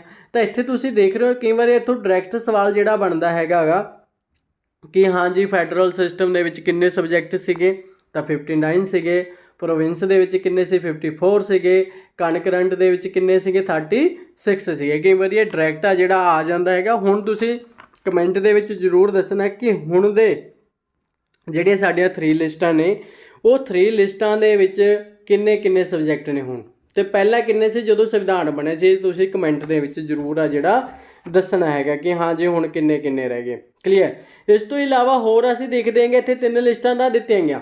ਇਸ ਤੋਂ ਇਲਾਵਾ ਜਿਹੜਾ ਕੋਈ ਸਬਜੈਕਟ ਇਹਨਾਂ 3 ਲਿਸਟਾਂ ਦੇ ਵਿੱਚ ਨਹੀਂ ਹੈਗਾ ਤਾਂ ਕੋਈ ਨਾ ਕੋਈ ਸਬਜੈਕਟ ਤਾਂ ਰਿਹਾ ਹੋਊਗਾ ਨਾ ਕੋਈ ਨਾ ਕੋਈ ਵਿਸ਼ਾ ਰਿਹਾ ਹੋਊਗਾ ਤਾਂ ਉਸ ਦੀ ਪਾਵਰ ਕਿਸ ਨੂੰ ਦੇ ਦਿੱਤੀ ਗਈ ਸਾਰੀ ਵਾਇਸਰਾਏ ਨੂੰ ਦੇ ਦਿੱਤੀ ਗਈ ਕਿ ਉਸ ਦੇ ਉੱਪਰ ਜਿਹੜਾ ਲਾ ਹੈਗਾ ਉਹ ਕਿਸ ਦੇ ਦੁਆਰਾ ਬਣਾਇਆ ਜਾਏਗਾ ਉਹ ਵਾਇਸਰਾਏ ਦੇ ਦੁਆਰਾ ਜਿਹੜਾ ਉੱਥੇ ਕੀ ਹੈਗਾ ਲਾ ਜਿਹੜਾ ਉਸ ਦੇ ਉੱਪਰ ਬਣਾਇਆ ਜਾ ਸਕਦਾ। ਮਤਲਬ ਕਿ ਸਾਰੀ ਪਾਵਰ ਜਿਹੜੇ ਸਬਜੈਕਟ ਹੈਗੇ ਇਹਨੂੰ ਪਾਵਰ ਸੀ ਜਿਹੜੀ ਉਹ ਦੇ ਦਿੱਤੀ ਗਈ ਸੀ। ਕਲੀਅਰ। ਤਾਂ ਇੱਥੇ ਹੀ ਦੇਖ ਰਹੇ ਨਾ ਅਸੀਂ ਸਾਡੇ ਵੀ ਜਿਹੜਾ ਸੰਵਿਧਾਨ ਹੈਗਾ ਉਸ ਦੇ ਵਿੱਚ ਵੀ 3 ਅਸੀਂ ਲਿਸਟਾਂ ਜਿਹੜੀ ਦੇਖਦੇ ਹੈਗੇ ਤਾਂ ਉਹੀ ਚੀਜ਼ ਆ ਜਿਹੜੀ ਸਾਨੂੰ ਇੱਥੇ ਦੇਖਣ ਨੂੰ ਉਹ ਜਿਹੜੀ ਮਿਲਦੀ ਹੈਗੀ ਆ। ਕਲੀਅਰ ਜੀ। ਹੋਰ ਦੇਖਦੇ ਹਾਂ ਹੋਰ ਕੀ ਹੈ ਇਸ ਦੇ ਵਿੱਚ। ਕਲੀਅਰ। ਤਾਂ ਹੋਰ ਦੇਖਦੇ ਹਾਂ ਇੱਥੇ ਜਿਹੜਾ ਮਤਲਬ ਕਿ ਰਾਜਪਾਲ ਗਵਰਨਰ ਹੈ। ਦੇਖੋ ਗਵਰਨਰ ਨੂੰ ਕੀ ਕਰ ਦਿੱਤਾ ਗਿਆ ਕਿ ਉਹ ਐਡਵਾਈਜ਼ ਲਏਗਾ ਕਿਸ ਦੀ ਮਿਨਿਸਟਰੀ ਜਿਹੜੀ ਰਿਸਪੌਂਸੀਬਲ ਹੋਏਗਾ ਮਿਨਿਸਟਰੀ ਕਿਸ ਦੀ, ਪ੍ਰੋਵਿੰਸ ਦਾ। ਕਲੀਅਰ। ਜਿਸ ਤਰ੍ਹਾਂ ਅੱਜ ਕੱਲ੍ਹ ਅਸੀਂ ਦੇਖਦੇ ਹਾਂ ਜਿਵੇਂ ਸਟੇਟ ਹੈ ਤਾਂ ਸਟੇਟ ਦੀ ਜਿਹੜੀ ਮਿਨਿਸਟਰੀ ਹੈਗੀ ਜਿਸ ਤਰ੍ਹਾਂ ਦੀ ਸਟੇਟ ਦੀ ਜਿਹੜੀ ਮਿਨਿਸਟਰੀ ਕਹਿੰਦੇ ਉੱਦਾਂ ਹੀ ਜਿਹੜਾ ਕੰਮ ਹੈਗਾ ਗਵਰਨਰ ਤਕਰੀਬਨ ਕਰਦਾ ਹੈਗਾ, ਉੱਦਾਂ ਦੇ ਹੀ ਫੈਸਲੇ ਜਿਹੜੇ ਉਸਨੂੰ ਲੈਣੇ ਪੈਂਦੇ। ਸੋ ਇਹ ਗੱਲ ਜਿਹੜੀ ਕੀਤੀ ਗਈ ਸੀ ਕਿੱਥੇ ਸਾਨੂੰ ਦੇਖਣ ਨੂੰ ਮਿਲੀ ਸੀ, ਐਕਟ 1935 ਦੇ ਵਿੱਚ ਜਿਹੜੀ ਸਾਨੂੰ ਦੇਖਣ ਨੂੰ ਮਿਲੀ ਸੀਗੀ। ਕਲੀਅਰ ਜੀ, ਇਹ ਤੁਸੀਂ ਯਾਦ ਰੱਖਣਾ ਹੈਗਾ ਗਾ। ਕਲੀਅਰ। ਹੋਰ ਦੇਖਦੇ ਹਾਂ। ਹਾਂਜੀ, ਇੱਥੇ ਅਸੀਂ ਦੇਖਦੇ ਹਾਂ, ਦੇਖੋ ਜਿਹੜੇ ਅਸੀਂ ਦੇਖਿਆ ਸੀ ਨਾ ਬਾਇਕਮੈਰੀਕਲ ਜਿਹੜਾ ਸੀਗਾ ਕਿ ਪਹਿਲਾਂ ਕੁਝ ਕੁ ਸਟੇਟਾਂ ਦੇ ਵਿੱਚ ਸੀ, ਆਪਾਂ ਉੱਪਰ ਵੀ ਪੜ੍ਹਿਆ ਸੀਗਾ। ਕਲੀਅਰ। ਸਿਰਫ 2 ਦੇ ਵਿੱਚ ਉੱਪਰ, ਤਾਂ ਇੱਥੇ ਕੀ ਸੀਗਾ 11 ਦੇ ਵਿੱਚੋਂ ਕੀ ਸੀਗਾ 6 ਦੇ ਵਿੱਚ ਹੁਣ ਅਪਲਾਈ ਕਰ ਦਿੱਤਾ ਗਿਆ। ਹੁਣ 6 ਕਿਹੜੇ ਸੀ ਉਹ ਦੇਖ ਲੈਂਦੇ ਹਾਂ, ਜਿੱਥੇ 2 ਚੀਜ਼ਾਂ ਸਾਨੂੰ ਦੇਖਣ ਨੂੰ ਮਿਲਣਗੀਆਂ, ਜਿਹਨੂੰ ਅਪਰ ਹਾਊਸ ਐਂਡ ਲੋਅਰ ਹਾਊਸ ਅਸੀਂ ਕਹਿ ਦਿੰਦੇ ਹਾਂ, ਜਿਹਨੂੰ ਅਸੀਂ ਵਿਧਾਨ ਸਭਾ ਕਹਿ ਦਿੰਦੇ ਹਾਂ ਅਤੇ ਵਿਧਾਨ ਪਰਿਸ਼ਦ ਕਹਿ ਦਿੰਦੇ ਹਾਂ। ਕਲੀਅਰ। ਤਾਂ ਯਾਦ ਰੱਖਿਓ ਦੋਨੋਂ ਦੇ ਦੋਨੋਂ ਜਿਹੜੇ ਸਾਨੂੰ ਦੇਖਣ ਨੂੰ ਮਿਲਦੀਆਂ ਨੇ। ਤੁਸੀਂ ਦੱਸਣਾ ਹੈਗਾ ਹੁਣ ਕਿਹੜੀਆਂ ਸਟੇਟਾਂ ਨੇ ਜਿਨ੍ਹਾਂ ਦੇ ਵਿੱਚ ਸਾਨੂੰ ਇਹ ਸਿਸਟਮ ਦੇਖਣ ਨੂੰ ਮਿਲਦਾ, ਜਿੱਥੇ ਸਾਨੂੰ ਵਿਧਾਨ ਪਰਿਸ਼ਦ ਕੌਂਸਲ ਜਾਂ ਵਿਧਾਨ ਸਭਾ ਵਿਧਾਨ ਜਿਹੜੀ ਅਸੈਂਬਲੀ ਹੈਗੀ ਸਾਨੂੰ ਦੇਖਣ ਨੂੰ ਮਿਲਦੇ, ਉਹਨਾਂ ਦੇ ਨਾਮ ਤੁਸੀਂ ਕਮੈਂਟ ਦੇ ਵਿੱਚ ਜ਼ਰੂਰ ਦੱਸਣੇ ਆ। ਕਲੀਅਰ ਜੀ। ਚਲੋ ਦੇਖਦੇ ਇੱਥੇ ਕਿੱਥੇ ਕਿੱਥੇ ਬਣੀ। ਦੇਖੋ ਬੰਗਾਲ ਦੇ ਵਿੱਚ, ਮੁੰਬਈ ਦੇ ਵਿੱਚ, ਮਦਰਾਸ ਦੇ ਵਿੱਚ, ਬਿਹਾਰ, ਅਸਾਮ ਅਤੇ ਕੁਝ ਕੀ ਹੈਗਾ ਗਾ ਇੱਥੇ ਅਸੀਂ ਦੇਖ ਰਹੇ ਗਾ ਯੂਨਾਈਟਡ ਪ੍ਰੋਵਿੰਸ ਦੇ ਵਿੱਚ। ਇਹ ਕੀ ਹੈਗਾ ਜਿਹੜਾ ਅੱਜ ਕੱਲ੍ਹ ਦਾ ਜਿਹੜਾ ਏਰੀਆ ਹੈਗਾ ਇਹ ਉੱਤਰ ਪ੍ਰਦੇਸ਼ ਦਾ ਹੈ, ਯੂਪੀ ਦਾ ਏਰੀਆ ਹੈਗਾ, ਯੂਪੀ ਦੇ ਏਰੀਆ ਨੂੰ ਕਿਹਾ ਜਾਂਦਾ ਸੀ। ਕਲੀਅਰ। ਤਾਂ ਕਰਕੇ ਕੀ ਸੀਗਾ ਇਹਨਾਂ ਏਰੀਆ ਦੇ ਵਿੱਚ ਕੀ ਸੀਗਾ 2 ਸਦਨ ਜਿਹੜੇ ਸਾਨੂੰ ਦੇਖਣ ਨੂੰ ਜਾਂ 2 ਹਾਊਸ ਨੇ ਜਿਹੜੇ ਸਾਨੂੰ ਦੇਖਣ ਨੂੰ ਅਪਰ ਐਂਡ ਲੋਅਰ। ਕਲੀਅਰ। ਜਿਸ ਤਰ੍ਹਾਂ ਉੱਪਰ ਹੈਗਾ ਲੋਕ ਸਭਾ ਐਂਡ ਰਾਜ ਸਭਾ, ਉੱਦਾਂ ਹੀ ਪ੍ਰੋਵਿੰਸ ਲੈਵਲ 'ਤੇ ਕੀ ਹੈਗਾ 2 ਸਾਨੂੰ ਹਾਊਸ ਜਿਹੜੇ ਦੇਖਣ ਨੂੰ ਮਿਲਦੇ ਹੈਗੇ ਆ, ਵਿਧਾਨ ਪਰਿਸ਼ਦ council and Vidhan Sabha assembly ਸਾਨੂੰ ਦੇਖਣ ਨੂੰ ਜਿਹੜੇ ਮਿਲਦੇ ਹੈਗੇ। ਕਲੀਅਰ। ਤਾਂ ਯਾਦ ਰੱਖਿਓ ਸਾਨੂੰ ਇੱਥੇ ਕੀ ਹੈਗਾ 6 ਦੇ ਵਿੱਚ। ਦੇਖੋ ਅੱਜ ਕੱਲ੍ਹ ਵੀ ਮੈਂ ਕਿਹਾ ਨਾ ਤੁਸੀਂ ਕਮੈਂਟ ਕਰਨਾ ਕਿੱਥੇ ਕਿੱਥੇ ਹੈ, ਤਾਂ ਉਹੀ ਚੀਜ਼ ਕਿਤੇ ਨਾ ਕਿਤੇ ਸਾਨੂੰ ਸੇਮ ਆ ਜਿਹੜੀ ਦਿਖਾਈ ਆ ਜਿਹੜੀ ਦਿੰਦੀ ਹੈਗੀ ਆ। ਕਲੀਅਰ ਜੀ। ਓਕੇ, ਜ਼ਰੂਰ ਯਾਦ ਤੁਸੀਂ ਰੱਖਣਾ ਗਾ। ਹੋਰ ਦੇਖਦੇ ਹਾਂ ਹੋਰ ਇਸ ਦੇ ਵਿੱਚ ਕੀ ਕੀ ਸੀਗਾ। ਇੱਥੇ ਦੇਖੋ ਐਕਸਟੈਂਡ ਜਿਹੜਾ ਕਰ ਦਿੱਤਾ ਗਿਆ ਸੀਗਾ ਜਿਹੜੇ ਸ਼ਡਿਊਲ ਕਾਸਟ ਦੇ ਸੀਗੇ ਉਹਨਾਂ ਨੂੰ ਵੀ ਇੱਥੇ ਰਾਈਟ ਜਿਹੜੇ ਦਿੱਤੇ ਗਏ ਸੀਗੇ। ਇਸ ਤੋਂ ਇਲਾਵਾ ਜਿਹੜੀ ਵੂਮੈਨ ਜਿਹੜੀਆਂ ਹੈਗੀਆਂ ਨੇ, ਇਸ ਤੋਂ ਇਲਾਵਾ ਜਿਹੜੀ ਲੇਬਰ ਹੈਗੇ ਆ ਮਜ਼ਦੂਰ ਜਿਹੜੇ ਹੈਗੇ ਆ, ਤਾਂ ਕਰਕੇ ਕੀ ਸੀਗਾ ਇੱਥੇ ਅਸੀਂ ਦੇਖ ਰਹੇ ਕਿ ਜਿਹੜੇ ਵੀ ਵਰਕਰ ਨੇ, ਕਲੀਅਰ, ਜਾਂ ਜਿਹੜੇ ਸ਼ਡਿਊਲ ਕਾਸਟ ਵਾਲੇ ਆ ਜਾਂ ਜਿਹੜੀਆਂ ਇਸਤਰੀਆਂ ਨੇ, ਤਾਂ ਸਾਰਿਆਂ ਨੂੰ ਪਾਵਰ ਆ ਜਿਹੜੀ ਇੱਥੇ ਦੇ ਦਿੱਤੀ ਗਈ ਕਿਸ ਦੀ ਜੀ, ਵੋਟ ਦੀ। ਕਲੀਅਰ। ਤਾਂ ਤੁਸੀਂ ਯਾਦ ਰੱਖਣਾ ਹੈਗਾ, ਕਈ ਵਾਰੀ ਇਹ ਵੀ ਸਵਾਲ ਜਿਹੜਾ ਆ ਜਾਂਦਾ ਹੈਗਾ। ਤੁਸੀਂ ਸਾਰੇ ਐਕਟਾਂ ਦੀ ਗੱਲ ਕਰਨੀ ਕਿ ਕਿਸ ਐਕਟ ਦੇ ਅਧੀਨ ਵੋਟ ਦੀ ਪਾਵਰ ਕਿਹੜੀ ਮਿਨੋਰਟੀ ਨੂੰ ਦਿੱਤੀ ਗਈ ਸੀ। ਕਲੀਅਰ ਜੀ। ਓਕੇ, ਚਲੋ ਅੱਗੇ ਚੱਲਦੇ ਹਾਂ। ਕਲੀਅਰ ਜੀ। ਹੋਰ ਦੇਖ ਲੈਂਦੇ ਹਾਂ ਕਿ ਹੋਰ ਕੀ ਕੀ ਹੋਇਆ। ਇੱਥੇ ਹੀ ਅਸੀਂ ਦੇਖਦੇ ਹਾਂ establish of the federal court ਜਿਹੜਾ ਬਣਾਇਆ ਗਿਆ ਸੀਗਾ ਕਿੰਨੇ ਦੇ ਵਿੱਚ 1937 ਦੇ ਵਿੱਚ, ਜਿਹੜਾ ਇੱਥੇ ਸਾਨੂੰ ਫੈਡਰਲ ਕੋਰਟ ਆ ਜਿਹੜਾ ਦੇਖਣ ਨੂੰ ਮਿਲਦਾ ਕਿਸ ਦੀ ਸਿਫਾਰਿਸ਼ 'ਤੇ ਹੋ ਰਿਹਾ ਇਹ ਸਾਰਾ ਐਕਟ 1935 ਦੇ ਕਰਕੇ। ਕਲੀਅਰ ਜੀ। ਇੱਥੇ ਹੀ ਦੇਖਦੇ ਅਸੀਂ 1937 ਦੇ ਵਿੱਚ ਕੀ ਸੀਗਾ ਫਸਟ ਟਾਈਮ ਜਿਹੜੀਆਂ ਇਲੈਕਸ਼ਨ ਸਾਨੂੰ ਦਿਖਦੀਆਂ ਨੇ, ਅਤੇ ਤੁਸੀਂ ਦੱਸਣਾ ਹੈਗਾ ਕਿ 1937 ਦੇ ਵਿੱਚ ਜਿਹੜੀਆਂ ਇਲੈਕਸ਼ਨਾਂ ਉਸ ਦੇ ਵਿੱਚ ਪੰਜਾਬ ਦੇ ਵਿੱਚ ਕਿਸ ਦੀ ਗੌਰਮੈਂਟ ਬਣੀ ਸੀ, ਤੁਸੀਂ ਜ਼ਰੂਰ ਦੱਸਣਾ ਹੈਗਾ। ਹਾਲਾਂਕਿ ਜਦੋਂ ਆਪਾਂ ਹਿਸਟਰੀ ਪੜ੍ਹਾਂਗੇ ਹਿਸਟਰੀ ਆਫ ਪੰਜਾਬ ਉਹਦੇ ਨੂੰ ਡੀਪ ਦੇ ਵਿੱਚ ਕਵਰ ਕਰਾਂਗੇ। ਕਲੀਅਰ। ਫਿਲਹਾਲ ਜੇਕਰ ਤੁਹਾਨੂੰ ਪਤਾ ਤੁਸੀਂ ਕਮੈਂਟ ਦੇ ਵਿੱਚ ਜ਼ਰੂਰ ਦੱਸੋ ਜੀ ਕਿ ਹਾਂ ਜੀ 1937 ਦੇ ਵਿੱਚ ਪੰਜਾਬ ਦੇ ਵਿੱਚ ਕਿਸ ਦੀ ਗੌਰਮੈਂਟ ਆ ਜਿਹੜੀ ਬਣੀ ਸੀਗੀ। ਕਲੀਅਰ। ਓਕੇ, ਕਿਹੜੀ ਪਾਰਟੀ ਜਿਹੜੀ ਜਿੱਤੀ ਸੀਗੀ, ਇੱਕ ਪਾਰਟੀ ਜਿੱਤੀ ਜਾਂ ਇੱਥੇ ਗੱਠਜੋੜ ਹੋਇਆ, ਉਹ ਜ਼ਰੂਰ ਦੱਸਣਾ ਹੈਗਾ। ਇਸ ਤੋਂ ਇਲਾਵਾ ਹੋਰ ਦੇਖਦੇ ਹਾਂ ਇੰਡੀਅਨ ਇੰਡੀਪੈਂਡੈਂਸ ਐਕਟ ਜਿਹੜਾ ਸੀਗਾ 1947 ਦਾ, ਇੱਥੇ ਉਸ ਤੋਂ ਬਾਅਦ ਸਾਨੂੰ ਦੇਖਣ ਨੂੰ ਮਿਲੇਗਾ। ਕਲੀਅਰ।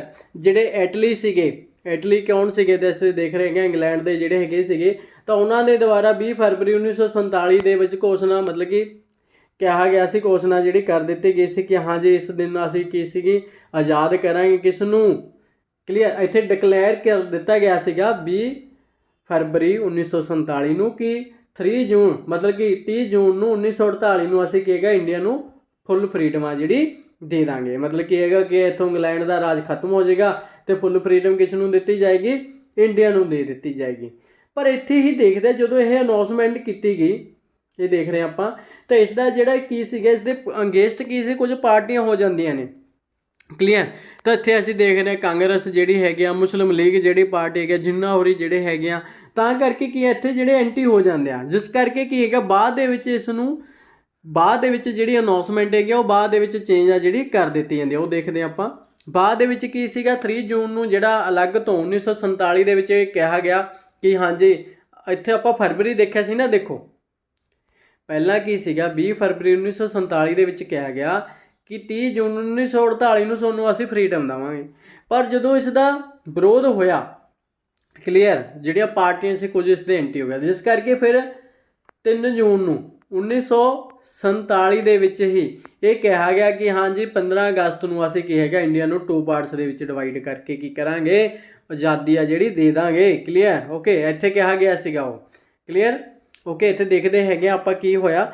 ਤਾਂ ਇੱਥੇ ਦੇਖਦੇ ਕਿ ਅਨਾਉਂਸਮੈਂਟ ਹੋ ਗਈ ਸੀ ਉੱਪਰ, ਤਾਂ ਕਰਕੇ ਕੀ ਸੀਗਾ 15 ਅਗਸਤ 1947 ਨੂੰ ਇੰਡੀਆ ਨੂੰ ਕੀ ਸੀਗਾ ਇੰਡੀਪੈਂਡੈਂਸ ਕਰ ਦਿੱਤਾ ਗਿਆ ਸੀ। ਤੇ ਉਹਨੂੰ ਸੋਵਰਨਿਟੀ ਜਿਹਨੂੰ ਕਿਹਾ ਜਾਂਦਾ ਹੈਗਾ, ਸੋਵਰਨਿਟੀ ਕੀ ਹੁੰਦੀ ਹੈ ਜਾਂ ਸੋਵਰਨ ਹੁੰਦਾ ਕੀ ਹੈਗਾ ਗਾ, ਜਿੱਥੇ ਕੀ ਹੈਗਾ ਫੁੱਲ ਫਰੀडम ਹੁੰਦੀ ਹੈ, ਜਿਸ ਦੇ ਉੱਪਰ ਕਿਸੇ ਵੀ, ਜਿਵੇਂ ਇਹ ਕੰਟਰੀ ਹੈਗਾ ਇੰਡੀਆ, ਇਸ ਦੇ ਉੱਪਰ ਕਿਸੇ ਦਾ ਵੀ ਰਾਜ ਨਹੀਂ ਹੋਏਗਾ। ਜੋ ਇਸ ਦੇ ਡਿਸੀਜਨ ਹੋਣਗੇ ਉਹ ਆਪਦੇ ਹੋਣਗੇ, ਜਿਹਨੂੰ ਪ੍ਰੋਪਰ ਤੌਰ 'ਤੇ ਕੀ ਹੈਗਾ ਫੁੱਲ ਫਰੀडम ਆ ਜਿਹੜੀ ਹੋਏਗੀ। ਕਲੀਅਰ ਜੀ, ਯਾਦ ਰੱਖਣਾ ਹੈਗਾ ਗਾ। ਤਾਂ ਇੱਥੇ ਹੀ ਅਸੀਂ ਦੇਖਦੇ ਹੈਗੇ ਆ 2 ਪਾਰਟਸ ਦੇ ਵਿੱਚ ਜਿਹੜਾ ਇੰਡੀਆ ਉਹ ਡਿਵਾਈਡ ਹੋ ਗਿਆ ਸੀ।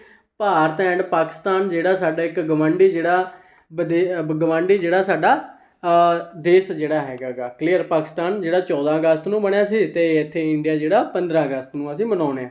ਕਲੀਅਰ, ਤਾਂ ਇੱਥੇ ਹੀ ਅਸੀਂ ਦੇਖਦੇ ਹੈਗੇ ਜਿਹੜਾ ਵਾਇਸਰਾਏ ਦਾ ਟਾਈਟਲ ਸੀਗਾ ਉਸ ਨੂੰ ਖਤਮ ਸੀਗਾ, ਜਾਂ ਉਸਦੀ ਪੋਸਟ ਨੂੰ ਕੀ ਸੀਗਾ ਇੱਥੇ ਖਤਮ ਸੀਗਾ ਜਿਹੜਾ ਕਰ ਦਿੱਤਾ ਗਿਆ ਸੀਗਾ।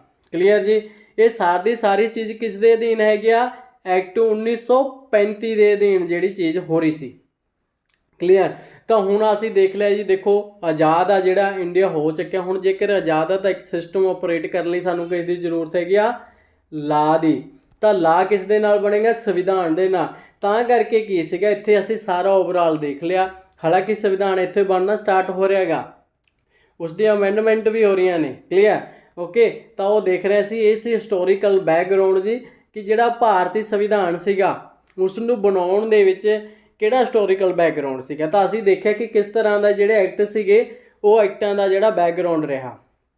ਕਲੀਅਰ ਜੀ, ਆਈ ਹੋਪ ਤੁਹਾਨੂੰ ਵਧੀਆ ਲੱਗਿਆ ਹੋਊਗਾ ਲੈਕਚਰ ਕਿ ਕਿਸ ਤਰ੍ਹਾਂ ਸੀਗਾ ਜਿਹੜਾ ਭਾਰਤੀ ਸੰਵਿਧਾਨ ਦਾ ਹਿਸਟੋਰੀਕਲ ਬੈਕਗਰਾਊਂਡ ਸੀਗਾ। ਕਲੀਅਰ, ਤੇ ਤੁਹਾਨੂੰ ਐਕਟ ਵੀ ਪੂਰੀ ਤਰ੍ਹਾਂ ਹੁਣ ਕਲੀਅਰ ਆ ਜਿਹੜੇ ਹੋ ਗਏ ਹੋਣਗੇ, ਤੁਹਾਨੂੰ ਰਟਣ ਦੀ ਜ਼ਰੂਰਤ ਹੈ ਜਿਹੜੀ ਨਹੀਂ ਹੈਗੀ। ਕਲੀਅਰ, ਜੇਕਰ ਤੁਹਾਨੂੰ ਸਾਡੀ ਵੀਡੀਓ ਵਧੀਆ ਲੱਗੇ ਇਸ ਨੂੰ ਲਾਈਕ ਕਰੋ, ਸ਼ੇਅਰ ਕਰੋ ਤੇ ਚੈਨਲ ਨੂੰ ਸਬਸਕ੍ਰਾਈਬ ਕਰੋ। ਧੰਨਵਾਦ।